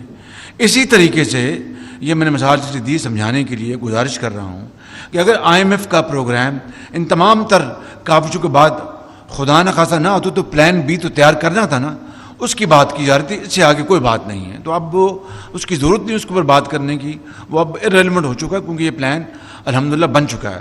دوسرا سوال چونکہ آپ نے ڈار صاحب سے کیا تو وہ میرا خیال وہ مختصر جواب دیں گے. ویسے بھی پلان بی میں نو ڈیفالٹ واز دی فنڈامنٹل، اس میں بھی ہم نے ڈیفالٹ نہیں کرنا. ایک تو تھا نا جی کہ آپ چلے جائیں بانڈ پے نہ کریں 2 سال. میں نے جیسے آپ کو کوٹ کیا لاسٹ ایئر، تو وہ ایک تھا آئیڈیا، لوگ کہتے تھے کر سکتے ہیں کہ بھی پاکستان اتنا مشکل میں ہے، فلڈز آئے ہیں. میں اس پہ بلیو نہیں کرتا. Prime minister was very kind کہ ٹھیک ہے میں تو انڈورس کرتا ہوں، if you can manage without not paying 1 billion, not going to Paris club. دیکھیں وہ آپ کی کریڈیبلٹی کی بات ہے شاہد عارف صاحب. اگر آپ ایک دفعہ جا کے جاتے پیرس کلب اور ان تمام ملٹی لیٹرل جیسے آج ہم نے ایس پی اے کی ہے، آپ کے ساتھ آج ایس پی اے کرتے وہ ٹھیک ہے، آپ کو کہتے ہیں اچھا ہمارے پیسے 2-4 سال میں جاؤ آپ 8 سال میں دے دیتے. تو میں ذاتی طور کے اوپر اس پہ بلیو نہیں کرتا. اسی لیے پرائم منسٹر صاحب نے، میں مشکور کو انہوں نے انڈورس کیا کہ ٹھیک کہتے اگر مینیج کر سکتے ہو تو ضرور کر لو. تو ہم نے پھر دونوں جگہ نہیں گئے. تو پلان بی بھی یہی تھا کہ ہم نے ڈیفالٹ نہیں کرنا. ہماری پرائرٹی نمبر 1 رہی ہے کہ پاکستان کی ڈگنیٹی اور پاکستان کو جو نام ہے اس پہ حرف نہیں آنے دینا. آپ نے دیکھا کہ ہم نے امپورٹ ریسٹرکشن لگائی، ہم نے کہا جی فوڈ فارماسیوٹیکل ایکسپورٹ کے لیے فرسٹ پرائرٹی. لیکن پچھلے ہفتے ہم نے امپورٹ ریسٹرکشن ساری اٹھا دی. آپ نے دیکھا ہوگا کہ عید کی چھٹیوں سے پہلے we have lifted all the now because ہم کمفرٹیبل ہیں. تو وہ دیکھیں یہ گھر میں بھی اگر تنگی آ جائے تو آپ کیا کرتے ہیں؟ آپ کہتے ہیں جتنے پیسے پہ انکم آدھی ہو گئی ہے تو اب ہم نے اپنے اسی کے گزار. تو وہ اپنے وسائل کے اندر، میں اس کا بلیور ہوں کہ ہمیں اپنے وسائل کے اندر رہنا چاہیے. اور ہم ایکسٹرنل ریسورسز میں اخراجات اپنے وسائل سے زیادہ پچھلے 5 سال میں کیے ہم نے، ورنہ ہم آج ادھر نہ ہوتے. وہ ایک لمبی ڈیبیٹ ہے اور میں ثابت کر سکتا ہوں، اور اس کا میں نے 5 سال ایگزائل میں اس کی قیمت بھی ادا کی ہے اس فسکل ڈسپلن کو انفورس کرنے میں اس ملک میں. تو میں سمجھتا ہوں کہ جہاں ڈیموکریسی اس ملک کے لیے بہت ضروری ہے، فسکل ڈسپلن بھی ہوتا ہے میرے اوپر بھی، پرائم منسٹر صاحب کے اوپر بھی، اور ہر ادارے کے، اور ہر تو وہ اگر کریں گے اللہ کے فضل سے پاکستان کا فیوچر برائٹ ہے جی. اور جہاں کا گیس کا تھا، وہ گیس میں کوئی ایسا نہیں ہے کہ جو امیجیٹ کوئی ضرورت ہو. ہم نے فلو کو آلریڈی 0 کر دیا ہوا ہے. ہم نے جو ریفارمز ابھی تک کیے ہیں پچھلے 6-7 مہینے میں. جہاں تک پیٹرول میں نے آپ کو بتا دیا میکسیمم جو انہوں نے، جو میں پہلے تو اوپن تھا، ہم نے اس کو کنٹرول کر دیا. اس کی ایوریج بھی کی ہے، یہ نہیں کہ 60 روپے ہی سارا سال، تو وہ بھی کر دیا.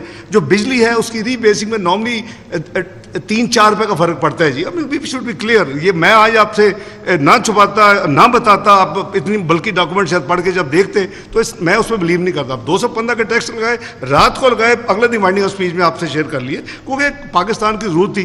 دس is much better route by the way کہ اس وقت جو حالات ہیں، لیکن یہ مکمل کر لیں، آپ نے سولیڈیفائی کر لیں. پرائم منسٹر کی جو ایک ویژن ہے، جو ان کا ایک پلان ہے اکنامک ریوائول کا، انشاءاللہ وہ آپ امپلیمنٹ کر لیں. آپ کو ضرورت ہی نہیں ہے، جیسے 2016 کے بعد آپ کو جانے کی ضرورت ہی نہیں تھی. تمام ہیڈز آف انسٹیٹیوشن آپ کو پاکستان میں آ کے تعریفیں کر رہے تھے.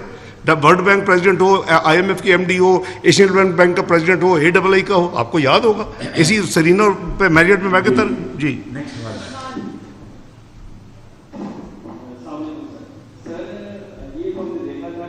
PTI کے دور میں جہاز بھر کے لے کر آتے تھے جہانگیر ترین صاحب.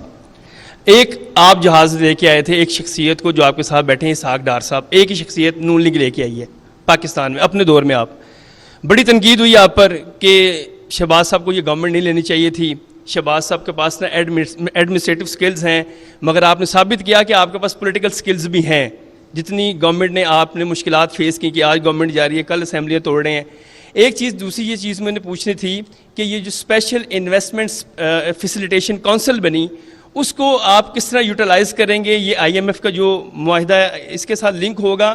اور یہ بتائیں کہ عام آدمی کتنی دیر تک یہ جو آئی ایم ایف کے ساتھ معاہدہ ہوا ہے اس کی مشکلات کو فیس کرے گا؟ ظاہر ہے مہنگائی تو ہوگی.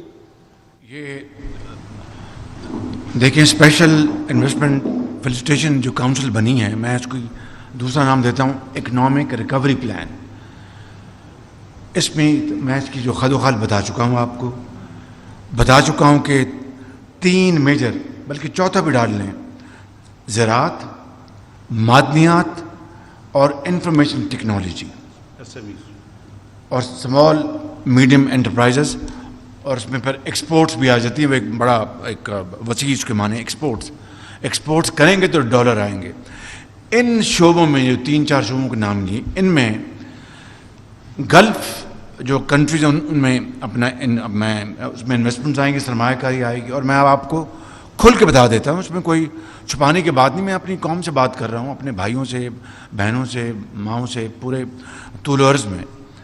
اس میں حکومت بھی کوشش کرے گی اور اداروں کے سربراہ بھی کوشش کریں گے. دیکھیں یہ بات ہماری جو معروضی حالات ہیں نا پاکستان کے، ان کو ہمیں سامنے رکھنا چاہیے. ہوائی فائر، پھوکے فائر نہیں کرنے چاہیے جب تک کہ وہ پوری جو ہماری جو اسٹیٹ ہے مل کر یکسوئی کے ساتھ مل کر کام نہیں کرے گی، یہ ملک آگے نہیں بڑھے گا. تو یہ پروگرام اسی کا نام ہے، اور انشاءاللہ گلف اسٹیٹ سے مل کر ہم سرمایہ کاری لائیں گے، اور آگے جو منافع ہوگا میں نے آپ کو بتا دیا کس طرح ان کو منافع دیا جائے گا. دیکھیے مہنگائی ہے، اس سے اگر انکار کریں گے تو اپنے آپ کو دھوکہ دینے والی بات ہے. وہ دن یاد کریں جب نواز شریف کا دور تھا 2018 میں 3-3.5% تھی، اور اب بدقسمتی سے پچھلے دور اور اس میں مزید اضافہ ہوا. اس میں کئی اس میں فیکٹرز ہیں جو کہ آپ کے سامنے میں وقت ضائع کرنا چاہتا، لیکن انشاءاللہ آپ خاطر جمع رکھیں، مل کر کام کریں گے تو مہنگائی کا بھی خاتمہ ہوگا، ملک ترقی کرے گا، اور ملک پاکستان کھویا ہوا مقام ضرور حاصل کرے گا انشاءاللہ. جی مہوش.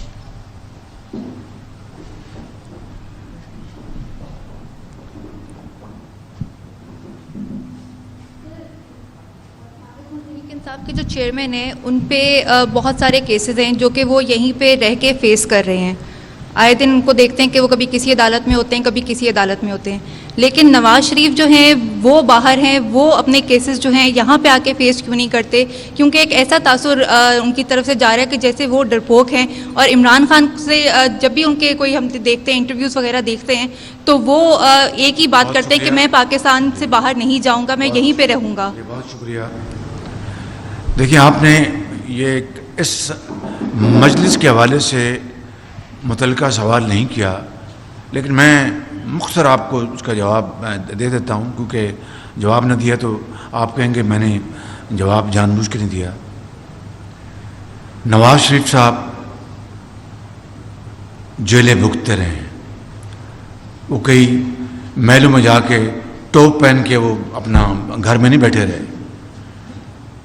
پتہ نہیں وہ بالٹی ہے، ٹوپ ہے، پتہ نہیں کیا ہے اس کو. ٹوپ ہے، بالٹی ہے، کیا ہے وہ؟ بالٹی ہے. چلیں وہ ٹوپ بالٹی نواز شریف صاحب نے کبھی نہیں پہنی. ان کی صاحبزادی کو ان کے سامنے، میں موجود تھا اس دن، بدقسمت دن، میرے سامنے گرفتار کیا گیا جیل سے، کوٹ لکھپت جیل سے. جج جو صاحب ہیں بشیر، ان کی عدالت میں نواز شریف صاحب نے 100 پیشیاں اپنی بیٹی کے ساتھ بھگتیں. ڈیلی عدالت چلتی تھی، ڈیلی ایک دن کا ناغہ نہیں ہوتا تھا. یہاں پر روز پٹیشنیں ہوتی ہیں کہ جناب ہمیں 10 دن کی مہلت دی جائے، ہمیں مہینے کی مہلت دی جائے، اور یہ کیا جائے. آج پیش نہیں ہو سکتے، آج محترمہ بشرا صاحبہ وہ پیش نہیں ہو سکتی.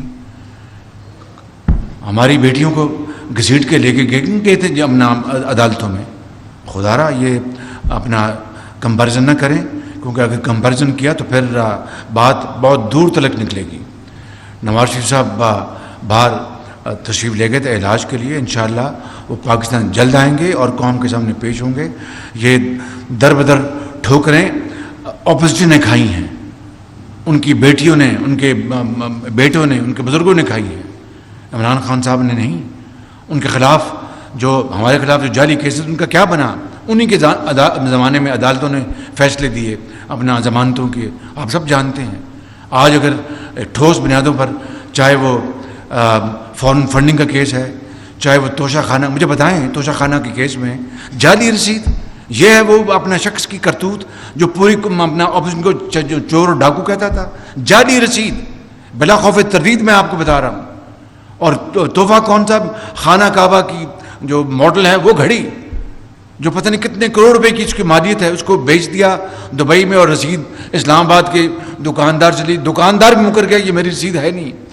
اور جس نے اپنا گھڑی خریدی, گھڑی تو میں نے خریدی ہے دبئی میں. اس سے بڑا قوم کے ساتھ جال سازی, فریب, دھوکہ, ڈاکہ اور چور بازاری کیا ہو سکتی ہے؟ معاف کیجئے میرا منہ نہ کھلوائیں, یہ محفل کسی اور کام کے لیے. اطمینان صاحب ایک سیکنڈ, اطمینان صاحب ایسے ایک منٹ, اطمینان صاحب کو.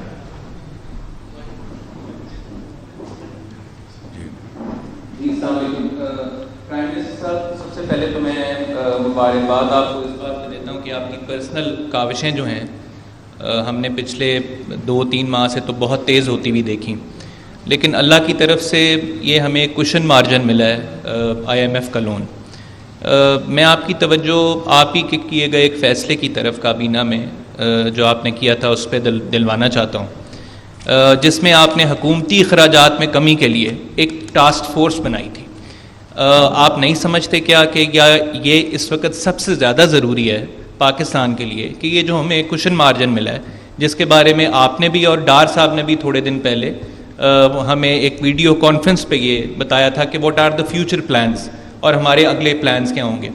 تو میرا آپ کو مشورہ بھی ہے اور آپ سے سوال بھی ہے کہ جو حکومتی اخراجات ہیں خاص طور پہ, جس طرح آپ نے پنجاب میں بطور وزیر اعلیٰ پنجاب آپ کا بڑا مذاق بھی اڑایا گیا جب آپ مینار پاکستان پہ اجلاس کرتے تھے, لیکن اس سے ایک لوگوں کو جنہوں نے ٹیکس دینا ہے, جو اطلاع بھی ہے آگے کہ بجلی پر اور گیس پر پروبیبلی ٹیکس پڑ رہا ہے اور آگے مزید لگے گا, اس وقت لوگ ٹیکس بہتر طریقے سے یہاں مان لیں گے جب وہ یہ دیکھیں گے کہ حکومت اپنے اخراجات میں بھی کٹوتیاں کر رہی ہے.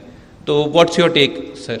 جی بہت شکریہ, آپ نے جو بات کی ہے, آپ نے کشن مارجن کہا, میں اس کو بریدر کہتا ہوں, اور یہ بریدر کو ہمیں اپرچونٹی میں کنورٹ کرنا ہوگا. اور میں آپ کو یہ بتانا چاہتا ہوں آپ کے سامنے, نواز شریف کی قیادت میں مسلم لیگ نون پوری طرح کمیٹڈ ہے اور پوری طرح یکسو ہے. انشاءاللہ مجھے پورا یقین ہے کہ اس حکومت کی جو باقی جو کولیشن پارٹنرز وہ بھی اسی طرح کی سوچ رکھتے ہیں, لیکن میں اپنی جماعت کی بات کر سکتا ہوں الحمدللہ کہ ہم پوری طرح یکسو ہیں.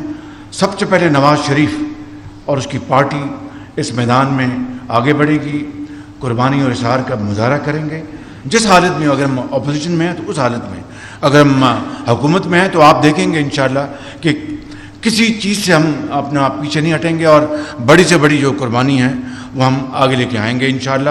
یہ آپ ضرور دیکھیں گے, اور اس کا مظاہرہ اپنا ابھی ہم کر چکے. جو آپ نے بات کی کہ جو ٹاسک فورس بنی اس میں اب آپ کو میں یہ کہہ, اور مجھے آپ کو بھی اور مجھے بھی اور آپ کو بھی اس بات کی پوری تحسین دینی چاہیے کہ جن لوگوں نے مجھے آ کے کہا کابینہ کے کہ وزیر اعظم ہم اپنی تنخواہ جو ہے وہ فورگو نہیں کر سکتے, آپ ہمیں اس بار رکھیں. میں نے بڑی خوشی سے ان کی بات مانی.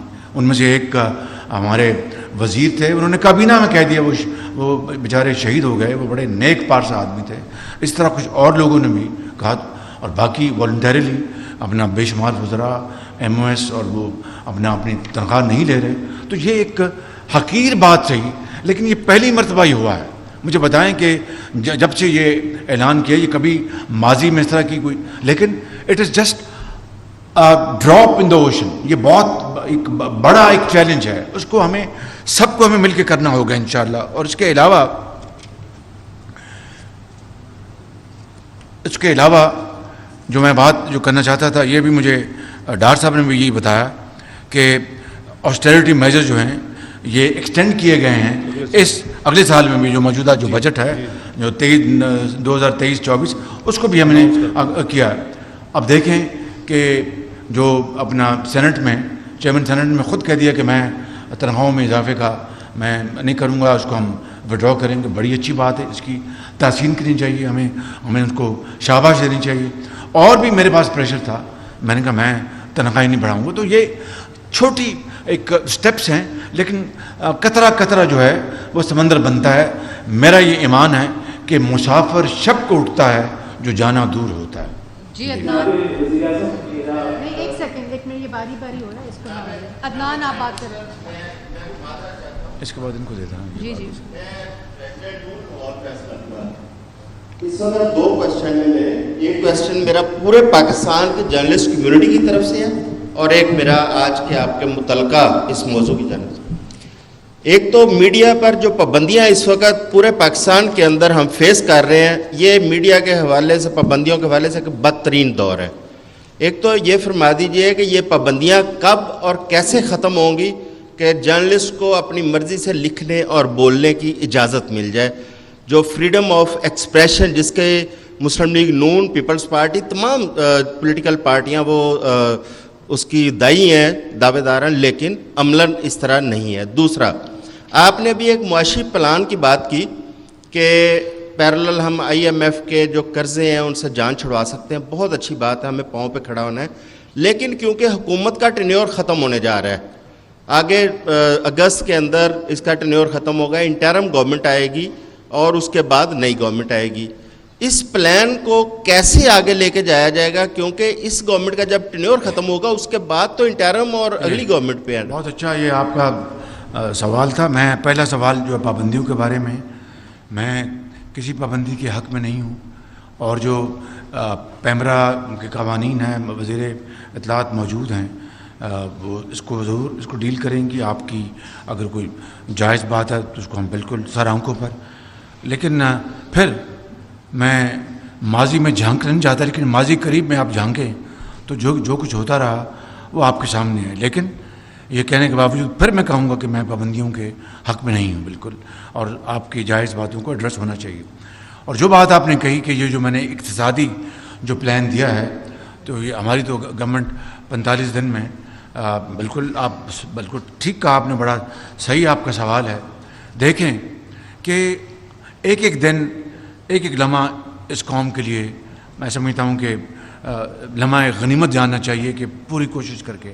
اب دیکھیں, یہ میری بات, اور میں سوال آپ کو پوائنٹ بتا رہا ہوں, 600 ارب روپے لگ بھگ, finance minister would correct me if I am wrong, جو SOEs ہیں, یعنی جو اسٹیٹ اونڈ انٹرپرائزز, PIA, یہ اسٹیل مل اور اس طرح, 600 ارب روپے تقریباً سال کا, اتنی اماؤنٹ تقریباً سال کا کھا جاتے ہیں. ان کو گرانٹس ملتی ہیں, ان کے لاسز ملا کے سب کچھ. کیا یہ غریب, اب یہ جو IMF کا پروگرام ہے, $3 بلین ملنا ہے, 600 ارب کا مطلب ہے روپوں میں $2 ارب بنتے ہیں یہ. تو اگر اسی طرح رہا تو آپ پاؤں پر کھڑے ہونے کے لیے آپ لاکھ جتن کر لیں, کامیابی نہیں ہوگی جب تک کہ جس کا کام اس کو ساجے. یہ کام پرائیویٹ سیکٹر کا ہے. حکومتیں اپنا جو ایئر کمپنیاں, اسٹیل ملیں, اسٹیمل پلانٹس, اپنا پیٹرولیم انڈسٹریز, ٹیکسٹائل, یہ حکومتوں کا کام نہیں ہے. حکومتوں کا کام ہے ان کو پالیسی دینا, فیسیلیٹیٹ کرنا, ان کو ون ونڈو کے ذریعے ان کی مدد کرنا. تو میں سمجھتا ہوں کہ ہمیں, اب آپ دیکھیں کہ یہ ہم نے ہوٹلز کا, جو ایئرپورٹس کا ہم نے کیا, وہ آپ دیکھیں کہ ہم نے پہلا جو ایئرپورٹ جو ہے اسلام آباد کا, اس کو شفاف طریقے سے پوری قانون کی پیروی کرتے ہوئے انشاءاللہ امید ہے کہ اگست کے شروع میں شاید ہم اس کو شفاف طریقے سے اس کو دے دیں, آؤٹ سورس کر دیں, اور اس کا جو فورن ایکسچینج آئے گا وہ خزانے میں جائے گا. اسی طرح PI ہے, اس طرح. لیکن یہ کام اب جو 1 سال فتنہ جو ہے اس نے اپنا وہ باز نہ آیا اس ملک میں, اور سازش اور اپنا بدترین فتنہ پھیلایا گیا اس ملک میں, اس نے تباہی کر دی. کیا مجھے بتائیں کون آئے گا یہاں پر اپنا انویسٹ کرنے؟ میں آپ کو, میری طرف دیکھیں, میں آپ کو کہہ رہا ہوں بالکل ایمانداری سے کہ فتنہ اگر ہو, شورش ہو, سازش ہو, کوئی آ کے انویسٹ کرے گا؟ Profits and investments go where it find itself most comfortable environment. یا پاکستانی سرمایہ کار کو لے لیں, باہر کو چھوڑ دیں, وہ نہیں سرمایہ کاری کرے گا جب اگر فتنہ ہوگا, سازش ہوگی, شورش ہوگا, انسٹیبلٹی ہوگی. تو اس لیے میری یہ, اب خدا کرے کہ الیکشن کے نتیجے میں نئی حکومت جو بھی آئے, یہ آپ کا سوال کا جواب ہے, اس کو جس کو مینڈیٹ ملے تو یہی پروگرام ہے، exports, agriculture, mines and minerals اور انفارمیشن ٹیکنالوجی، اس سے پاکستان آگے بڑھے گا۔ پرائم منسٹر صاحب، آپ کی اجازت سے جو میڈیا پہ پابندی کی بات کی، اس پہ میں صرف یہ بتا دوں، اور جو فیکٹس ہیں کہ ہم نے پچھلے 1 سال میں کسی صحافی کے پیٹ میں گولیاں لگتے ہیں، ان کی پسلیاں ٹوٹتے ہیں، ان کی ناک کی ہڈیاں ٹوٹتے ہیں، ان کی بچیوں کے بعد سے اسکولوں سے اغوا ہوتے ہوئے ہم نے کسی صحافی کو الحمدللہ نہیں دیکھا۔ اور جو انٹرنیشنل جریدے عمران خان صاحب کو میڈیا پریڈیٹر کہتے تھے، انہوں نے ہی شہباز شریف صاحب کی حکومت اور جو کولیشن گورنمنٹ ہے اس کو 7 پوائنٹس امپروومنٹ دیے ان فریڈم آف ایکسپریشن۔ اور یہ وہ تمام چیزیں جو آپ لوگوں میں دیکھی، رننگ پروگرامس بند ہوتے تھے، ایک پروگرام آپ سائٹ کریں کہ چلتا پروگرام چلنے سے پہلے اور چلتا ہوا بند ہوا ہو، کسی صحافی کا قلم ٹوٹا ہو اور عرفان صدیقی صاحب کی طرح وہ جیل کی سلاخوں کے پیچھے گیا ہو۔ باقی بات یہ کہ کچھ کنسرنز اگر ہیں، جیسے پرائم منسٹر نے کہا، اس کو ہم کو ڈیل بھی کرتے رہتے ہیں، آپ کے ساتھ مل کر میں اس کو ایڈریس بھی کرتے ہیں، لیکن یہ ضرور پتہ ہونا چاہیے کہ جس وقت 9 مئی کا واقعہ ہوا تو جو سیاست ہوتی ہے اور جو ریاست کی جو اسٹیٹ کی بٹ ہوتی ہے اس میں ضرور فرق ہونا چاہیے، لیکن جو بھی اگر آپ کا کوئی اسپیسیفک کنسرن ہے تو اس کو میں پرسنلی آپ کے ساتھ ایڈریس کروں گی۔ نجم ولی صاحب، یہ بڑا آپ ناراض ہو رہے ہیں جی۔ آپ کی محنت سے، آپ کی دیانت سے اور آپ کے پریکٹیکلزم سے انکار نہیں کیا جا سکتا۔ میں جو تبصرے اور تجزیے ہو رہے ہیں کہ پاکستان کی خارجہ پالیسی میں کوئی میجر شفٹ آ رہی ہے اور ہم جو پالیسیز اختیار کر رہے ہیں ہمیں کوئی اس کی قیمت پے کرنا پڑ سکتی ہے، یا کچھ لوگوں نے باہر لابنگ فارمز ہائر کر لی ہیں، اس کا کوئی امپیکٹ آ سکتا ہے امریکہ میں، تو پاکستان کی خارجہ پالیسی کے حوالے سے بہت زیادہ بات ہو رہی ہے۔ کیا اس پر حکومت کچھ غور کر رہی ہے کہ ہمارے مین فیچرز کیا ہوں گے، ہماری خارجہ پالیسی کیا ہوگی؟ جناب وزیر اعظم، میں چونکہ ہمیشہ سے عوام کی بات کرتا ہوں، اکنامک ایکٹیویٹی سر بہت بڑھنی چاہیے۔ پنجاب کے اور ملک بھر کے تاجر جناب وزیر اعظم پریشان ہیں کہ کل سے رات 8 بجے دکانیں بند کرنے کا فیصلہ ہو رہا ہے، اس میں کاروبار بھی متاثر ہوگا اور لاکھوں لوگ، بچے جو راتوں کو کام کرتے ہیں وہ بھی متاثر ہوں گے۔ درخواست ہے کہ اس کو 8 بجے تک بڑھایا جائے، اس پر دیکھ لیا جائے، کیونکہ ابھی 7:30 سوا 7 تو مغرب ہو جاتی ہے۔ اور آخری چیز جناب وزیر اعظم، پنجاب آپ کا صوبہ ہے، آپ کا ہوم گراؤنڈ ہے، پنجاب کے لوگ آپ سے محبت کرتے ہیں، آپ نے مہربانی کی، تنخواہوں میں 35% اضافہ کیا گیا اور پینشن میں 17.5%، لیکن پنجاب میں 30% اضافہ ہوا، وہ بھی انیشیل بیسک کی طرف لے جا رہے ہیں، اور دوسرا جو ہے پینشن میں صرف 5% اضافہ ہوا۔ جناب وزیر اعظم، پنجاب کے بوڑھے لوگ اس وقت سڑکوں پہ ہیں، 5% اضافہ جو ہے پینشن میں وہ باقاعدہ ان کو مرنے پر مجبور کر دے گا۔ میں آپ سے درخواست کروں گا کہ پنجاب کی حکومت کو اس سلسلے میں بات کریں۔ یہ 3 چیزیں تھیں۔ بہت شکریہ، بڑی مہربانی۔ خارجہ پالیسی وہی ہے اور ہوگی انشاءاللہ جو پاکستان کے بہترین مفاد میں ہے، اور اس میں کوئی اپنا چھپانے کی بات نہیں ہے۔ جو ہمارے درینہ دوست ہیں، جو برادر ملک ہیں، ان کے ساتھ ہم اپنے تعلقات کو اور آگے بڑھا رہے ہیں اور پوری کوشش کر رہے ہیں کہ ان کو سرمایہ کاری کو آگے بڑھایا جائے، جو کہ آج کا سکہ رائج الوقت ہے۔ اور جو دوسرے ایسے ممالک، بڑی طاقتیں، ان سے ہم کسی صورت بھی ناراضگی ہم مول نہیں لے سکتے، ان کے ساتھ ہم تعلقات کو بہتر بنانے میں پوری کوشش کر رہے ہیں اور اس میں کامیابی الحمدللہ ہو رہی ہے۔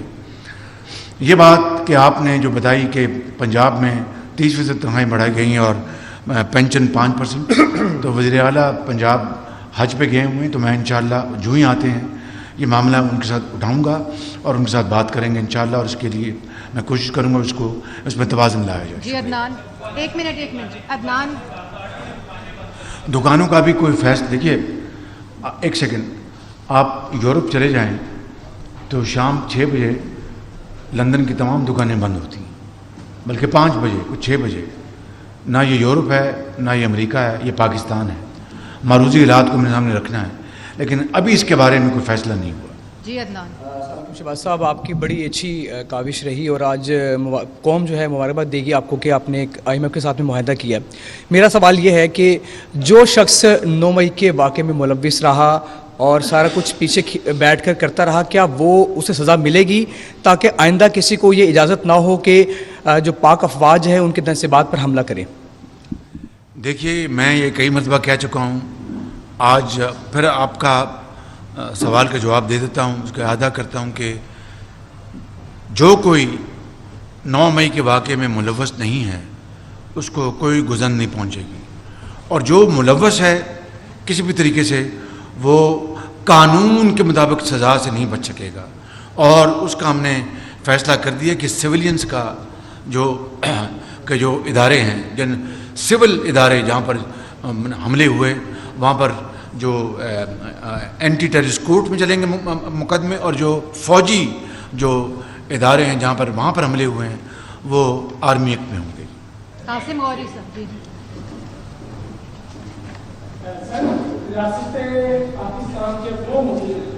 जिन्होंने सानिया 9 मई किया, मैं समझा आप रियासत मदीना की बात कर रहे हैं। तो रियासत पाकिस्तान के वो मुजरिम जिन्होंने सानिया 9 मई किया, IMF की डील को रोकने की कोशिशें की, वो मास्टरमाइंड और सहूलतकार अभी तक आज़ाद फिर गिरफ्तार नहीं हुए। और दूसरा, रूस से पेट्रोल आ गया, कीमतें कब कम होंगी पेट्रोल की? कानून के शिकंजे से कोई नहीं बच सकेगा। और आज शायद 3 दिन पहले ISPR का जो बयान था, उसके बाद किसी को किसी किस्म की कोई कन्फ्यूजन नहीं होनी चाहिए। जी इलियास साहब, एक्सप्रेस।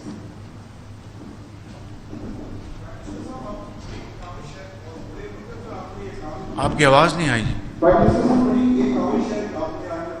मुआहदा किया डार साहब ने, और बड़ी मुश्किल वक्त में, क्रूशल टाइम में, जबकि पाकिस्तान को पैसे देने की ज़रूरत थी, कर्जे उतारने थे। ये मुल्क के लोग नहीं समझ सकेंगे, क्योंकि ये बड़ा एक अहम काम था जो आपने काम किया कि कर्जे उतारने, मुल्क को स्टेबल करना है। अगर पैसे होंगे तो सारा रिजर्व्स होंगे तो हम चलेंगे आगे। तो इसके लिए मुल्क को डिफ़ॉल्ट से बचाना, ये बातें जो चल रही थी, इसमें ये जो 4.5 साल में जो हुआ मुल्क के साथ, डिले किया, पॉलिसी डिले करने के बाद मुल्क को डिफ़ॉल्ट की तरफ ले जाया गया एक तरीके के साथ, क्या इन लोगों के साथ भी कोई कार्रवाई की जाएगी?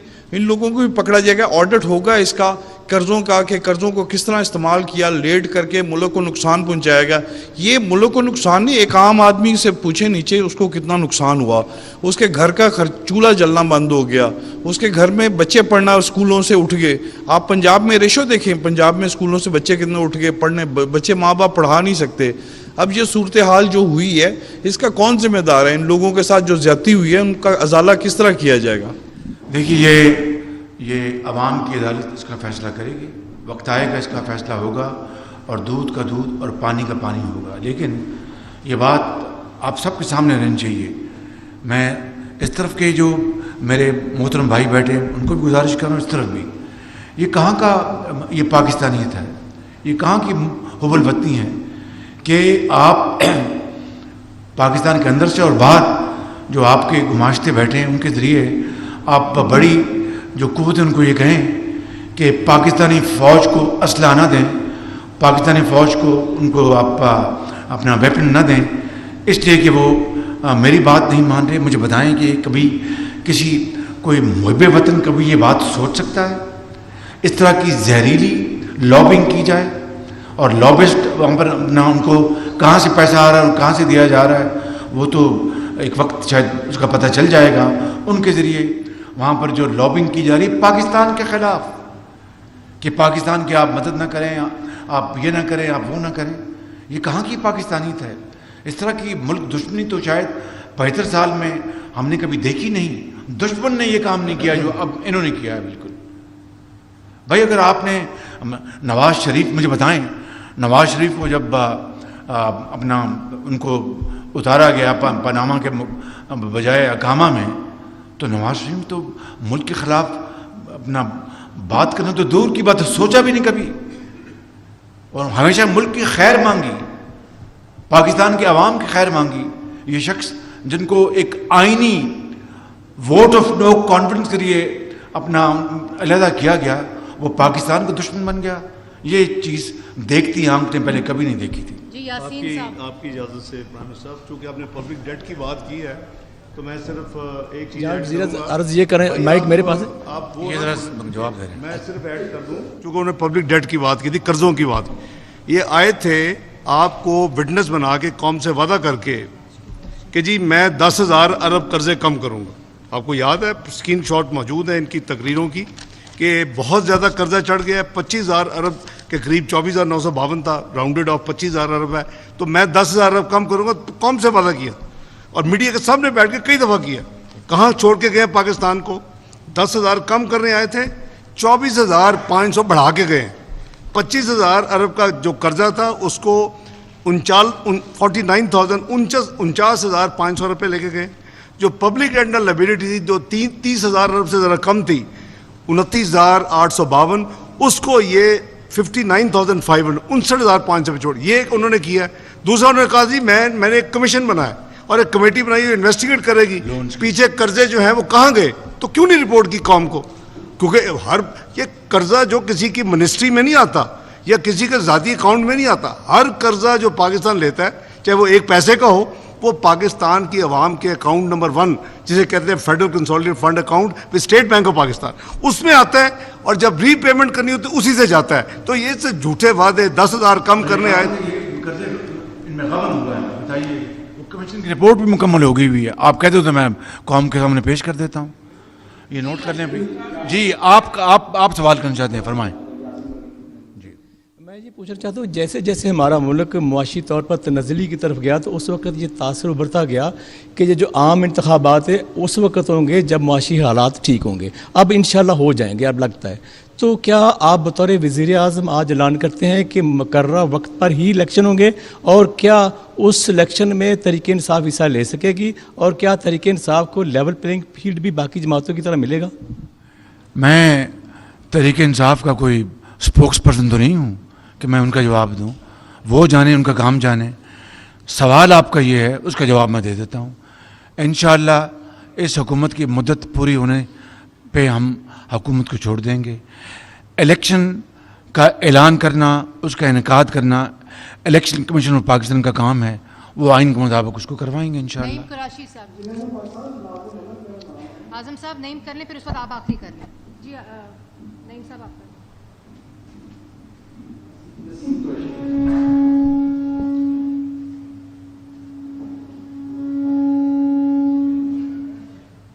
آ رہی آواز. السلام علیکم.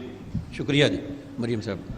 جناب وزیر اعظم صاحب, جب آپ وزیر اعلیٰ پنجاب تو اسپیڈی وزیر اعلیٰ آپ کو کہا جاتا تھا, بہت سارے آپ نے ایسے اقدام اس وقت بھی کیے تھے جس سے براہ راست ریلیف ایک غریب طبقے کو بھی ملا. جیسے کہ آپ نے لیپ ٹاپ کی ابھی پہلے بھی آپ نے خود بھی ذکر کیا کہ وہ لیپ ٹاپ ایسے بچوں کو بھی ملا جو آج بھی وہ استعمال کر کے گھر میں بیٹھ کے وہ آن لائن اپنے گھر کا گزارا کر رہے ہیں, کام کر رہے ہیں.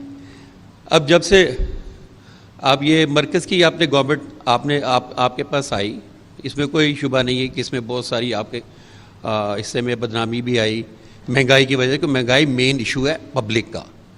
IMF ملک چلانے کے لیے, حکومت چلانے کے لیے یہ آپ کی لیے بڑا ضروری ہے, لیکن عوام کو اس چیز کا سمجھ نہیں آتا. اس کا نا اس کے جو بھی فارمولہ ہے کہ IMF کا یہ کیسے اس سے عوام کو ریلیف ملے. عوام کو پتہ چلتا ہے کہ اس کا بجلی کا بل کم ہو اور اس کو پیٹرول جو ہے پیٹرول سستا ملے. رشیا سے دوسرا جہاز آ گیا, یہ بڑی خوشخبریاں ہم نے سوشل میڈیا پہ دیکھیں. تو میرا اس سوال یہ بھی ہے کہ یہ جو پیٹرول ہے, ایک تو عوام کو ریلیف ملے, جیسے کہ آپ ماضی میں آپ خود ایسے پروگرام کرتے رہے ہیں جس سے براہ راست ایک عام آدمی کو فائدہ ہو. اشرفیہ جو ہے اس کے تو بزنس ہی ایسے ہیں کہ ان کا کاروبار بھی بند ہو جائے کہ 10 سال تو وہ کھا سکتے ہیں آرام سے بیٹھ کے. تو ایک تنخواہ دار بندہ جو ہے اس کا اگر وہ کوئی جاب چلی جائے, جیسے ڈاؤن سائزنگ ہوتی ہے ایک چیز. دوسرا ایک بہت اہم چیز, جب آپ ٹیکسز لگاتے ہیں تو فرینڈلی نہیں لگاتے. جیسے کہ ابھی دکانیں بند کرنے کی بات ہی, ہمارے یہاں کے رویے ایسے ہیں کہ ہم سو کے اٹھتے ہیں 12 بجے, پھر اس کے بعد ہوتا ہے. یہ چیزیں رویے بھی چینج کرنے کی ضرورت ہے. آپ ضرور دکانیں جو ہیں بند کروائیں, ٹائم پہ بند کروائیں تاکہ انرجی کی بچت ہو. اور ایک جیسے کہ پہلے بات چل چکی ہے کہ اس موضوع سے ہٹ کے بھی سوالات کیے گئے ہیں, مریم صاحبہ نے بھی کچھ بریف کیا. تو ہمارے ایک ساتھی ہیں عمران ریاض صاحب, ان کی جو بھی ہے قانون کے مطابق جو بھی ان کا جرم ہے, جو بھی انہوں نے گناہ کیا ہے, جو بھی سزا بنتی ہے, ان کو کم از کم سامنے لایا جائے, جیل میں رکھا جائے, ان کا ٹرائل کیا جائے. ہمیں پتہ لگنا چاہیے کہ وہ کہاں پہ. یہ شکریہ جی. مہنگائی کے حوالے سے جو آپ نے بات کی ہے وہ میں نے اس کا اعتراف کیا ہے, اور بھائی آواز نہیں آ رہی بھائی. اس کا میں نے اعتراف کیا ہے، مگر آپ نے دیکھا کہ 75 سالہ تاریخ میں پہلی مرتبہ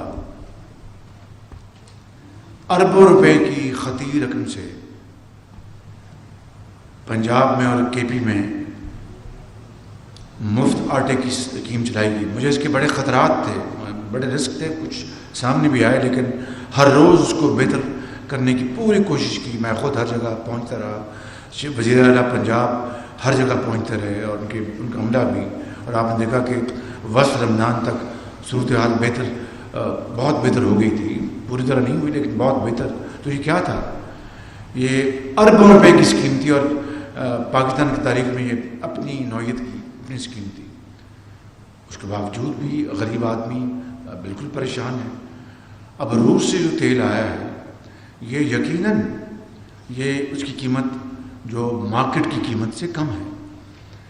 اس کا اب پہنچا ہے، یہ کروڈ آئل ہے، اس نے ریفائن ہونا ہے، اس میں وقت لگے گا. لیکن آپ کے ذہن میں یہ بات رہنی چاہیے کہ یہ مہنگائی جو ہے یہ عالمی ایک فیکٹر ہے. برطانیہ کو دیکھ لیں، مہنگائی نے وہاں پر عام آدمی کی زندگی اجرم بنا دی. برطانیہ جیسا ملک، وہاں پر عام آدمی چیخ اٹھا ہے. تو میں آپ سے بالکل متفق ہوں کہ مہنگائی کو کم کرنا چاہیے، لیکن اس کے کئی لوازمات ہیں. خود بھی آپ نے ایک بات کی کہ ہمیں اپنی عادتوں کو بدلنا ہوگا. اس کے بغیر اللہ تعالیٰ ہماری حالت نہیں سنوارے گا. وہ ایک بنیادی اس کا رول ہوگا. انشاءاللہ مل کر انشاءاللہ ان چیزوں کو ہم ضرور اس میں امپرومنٹ لے کے آئیں گے اور اس میں بہتری آئے گی. اور 1 لاکھ لیپ ٹاپ ہم اس سال تقسیم کر رہے ہیں، جو آرڈر دیا تھا میں نے پورے پاکستان میں. اور 1 لاکھ لیپ ٹاپ جو نیا سال شروع ہوا ہے فائنینشیل ایئر، اس میں انشاءاللہ دیے جائیں گے. جی پرائم منسٹر صاحب، میں آپ سے سوال کرنا چاہوں گا. یہ آپ 1.25 سال کی آپ کی پہلی کامیابی ہے. آپ نے ہر طرح کے بیانات بھی دیے. ساگڈا صاحب بیٹھے ہیں IMF کے خلاف، لیکن اللہ کا شکر ہے کہ پاکستان آپ کے دور میں ڈیفالٹ ہونے سے بچ گیا. آپ کے دور میں ڈیفالٹ ہونے سے بچ گیا. $4 ارب ہمارے پاس پڑے ہوئے ہیں، وہ بھی مانگے تانگے کے. دوسری بات یہ ہے کہ حکومت پاکستان ڈیفالٹ تو نہیں ہو رہا فی الحال، لیکن پاکستان کی عوام ڈیفالٹ ہو چکی ہے. آپ نے ابھی عید کا ذکر کیا، باہر سے آئے ہیں، آپ کو کہیں بھی عید کا سما، عید کا ماحول نظر نہیں آ رہا ہوگا. مہنگائی، غربت، بےروزگاری نے اتنا ملک کا عوام کا کام خراب کر دیا ہوا ہے کہ لوگوں کے پاس کھانے کو روٹی نہیں ہے، پیسے نہیں ہیں، اور بجلی دینے کے پیسے نہیں ہیں. اسٹیٹ بینک کے گورنر بیٹھی، انہوں نے 1% شرح سود اور بڑھا دی ہے. 300 ارب روپے کے ٹیکس مزید لگانے کی بات ہو رہی ہے. 60 روپے پیٹرول کے پر لیٹر پہ لیوی لگنے کی بات ہو رہی ہے. بجلی اور گیس کی قیمتیں بڑھانے کی ابھی تک ہے 300 ارب مزید لگیں گے. بات یہ ہے کہ آپ کے یہ ٹیکس تو لگے رہیں گے، لیکن یہ عوام پہ لگیں گے.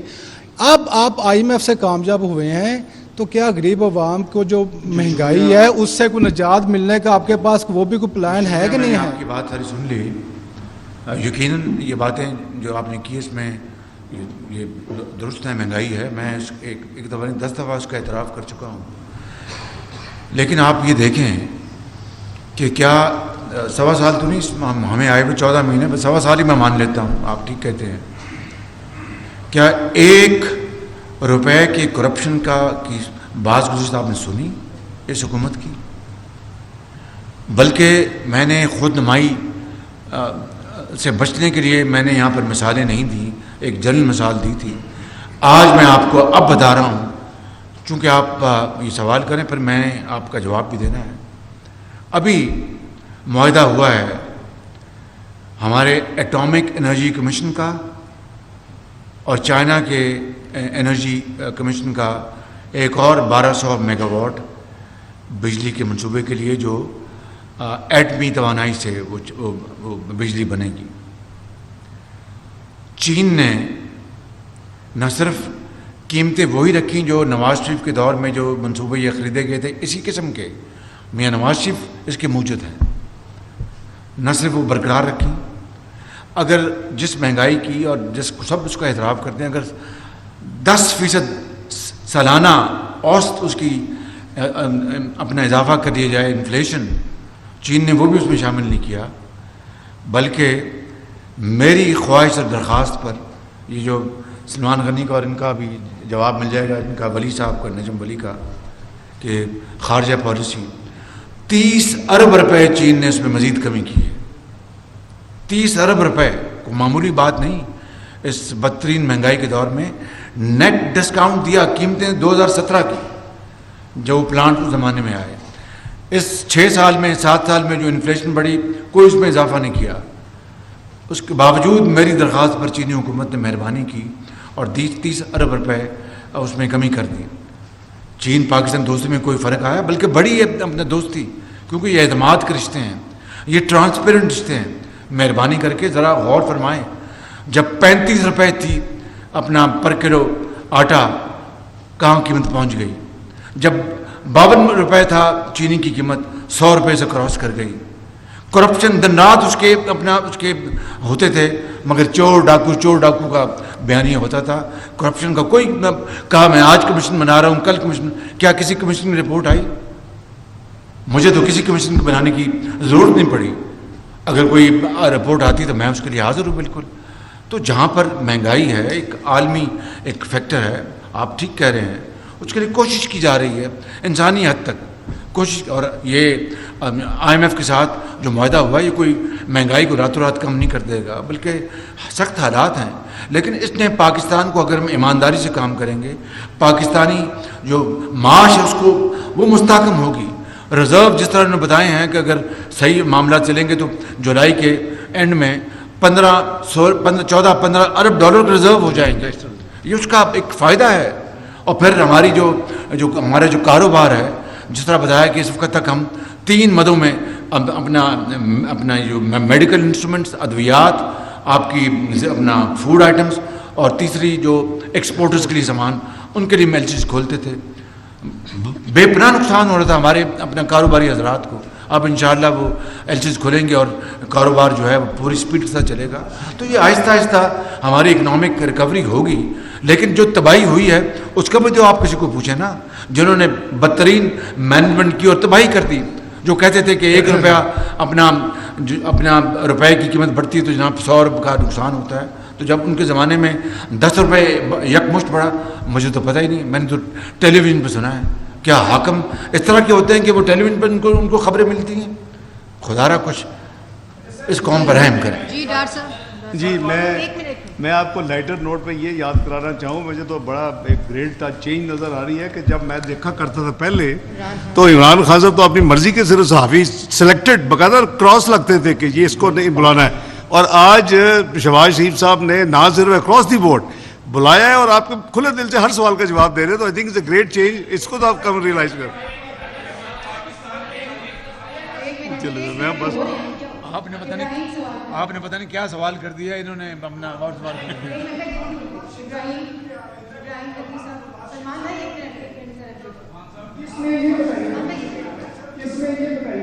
IMF के मुआहदे की सूरत में नो डाउट के महंगाई का एक इम्पैक्ट आएगा, लेकिन इसकी एक पॉलिटिकल जो प्राइस है वो भी जो है आपको अदा करनी है। तो क्या पाकिस्तान मुस्लिम लीग नून उस पॉलिटिकल प्राइस को पे करने के लिए तैयार है? क्योंकि इलेक्शन करीब हैं और नो डाउट आपकी एफर्ट्स आपकी जगह पे हैं, आपने पाकिस्तान को डिफ़ॉल्ट होने से बचाया, लेकिन इसकी एक पॉलिटिकल प्राइस है और सियासतदान के लिए पॉलिटिकल प्राइस पे करना जो है वो एक मुश्किल एक काम है। दूसरा, मियां मोहम्मद नवाज शरीफ की वापसी का रोड मैप बताइए। एक बात रह गई थी आपसे, मैं गुजारिश मैं आपसे मुखातिब हूँ। इमरान नियाज़ी ने अपनी तनख्वाह बढ़ा ली थी, आपको पता होगा खुद ही कि मेरा गुजारा नहीं होता। 40 करोड़ रुपए की घड़ी भेज दी, जारी रसीद दे दी और गुजारा नहीं होता। जी इंशाल्लाह मियाँ साहब जल्द आएंगे, इंशाल्लाह जल्द आएंगे। एक सेकंड मैं दे रही हूँ सबको, आप उनको दे दें, डिसिप्लिन रखें, सबको दे दिया मौका। सर सवाल मेरा पाकिस्तान के, मैंने ज़िंदगी की सबसे लंबी प्रेस कॉन्फ्रेंस को अटेंड कर रहा हूँ, पता नहीं आज आपने मेरे साथ क्या कर लिया है। सर सवाल ये है कि पाकिस्तान मुस्लिम लीग नून के सदर भी हैं, ये महंगाई का मलबा जो है ये मज़ीद हमें लग रहा है इस प्रेस कॉन्फ्रेंस के बाद, और परसों मुसद्दिक मलिक साहब की भी प्रेस कॉन्फ्रेंस थी लाहौर में, उसके बाद कि आवाम को रिलीफ तो नहीं मिलने वाला। तो आइंदा आने वाले इलेक्शन में क्या मुस्लिम लीग नून जो है 30% जो तनख्वाह में इजाफा किया वो इंटेक्ट है, 35% जो इजाफा किया वो इंटेक्ट है, 17.5% जो पेंशन में इजाफा किया वो इंटेक्ट है, अल्लाह ताला के फजल करम से। कि आम आवाम जो है वो आइंदा आने वाले इलेक्शन में लगता है कि पाकिस्तान मुस्लिम लीग नून जो है वो सर्वाइव कर पाएगी? ये तो अल्लाह ताला जानता है, हम अपनी हद्दुल मक़दूर और इंसानियत तक कोशिश करेंगे, नताइज अल्लाह के हाथ में।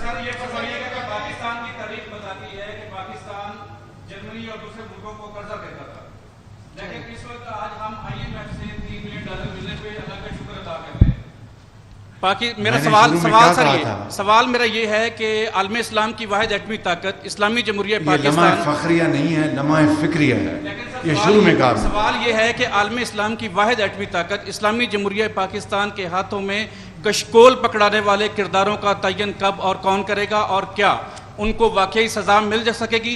दूसरी तरफ आपने फरमाया कि अशराफिया को कुर्बानी देने की ज़रूरत है, जबकि वहीं पिछले दिनों जो सेनेट से बिल पास हुआ चेयरमैन सेनेट की मराद का, क्या ये खुला तजाद नहीं? अरे वो वापस हो रहा है ना जी, मैंने वो वापस हो रहा है, बहुत अच्छा किया उन्होंने, वो वापस हो रहा है।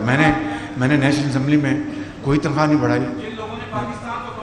देखिए, एक तरफ कशकोल है, एक तरफ न्यूक्लियर ताकत है, आग और पानी इकट्ठे नहीं रह सकते। मैं कई मरतबा कह चुका हूँ, वक्त आ गया उसका फैसला लेना है। Thank you.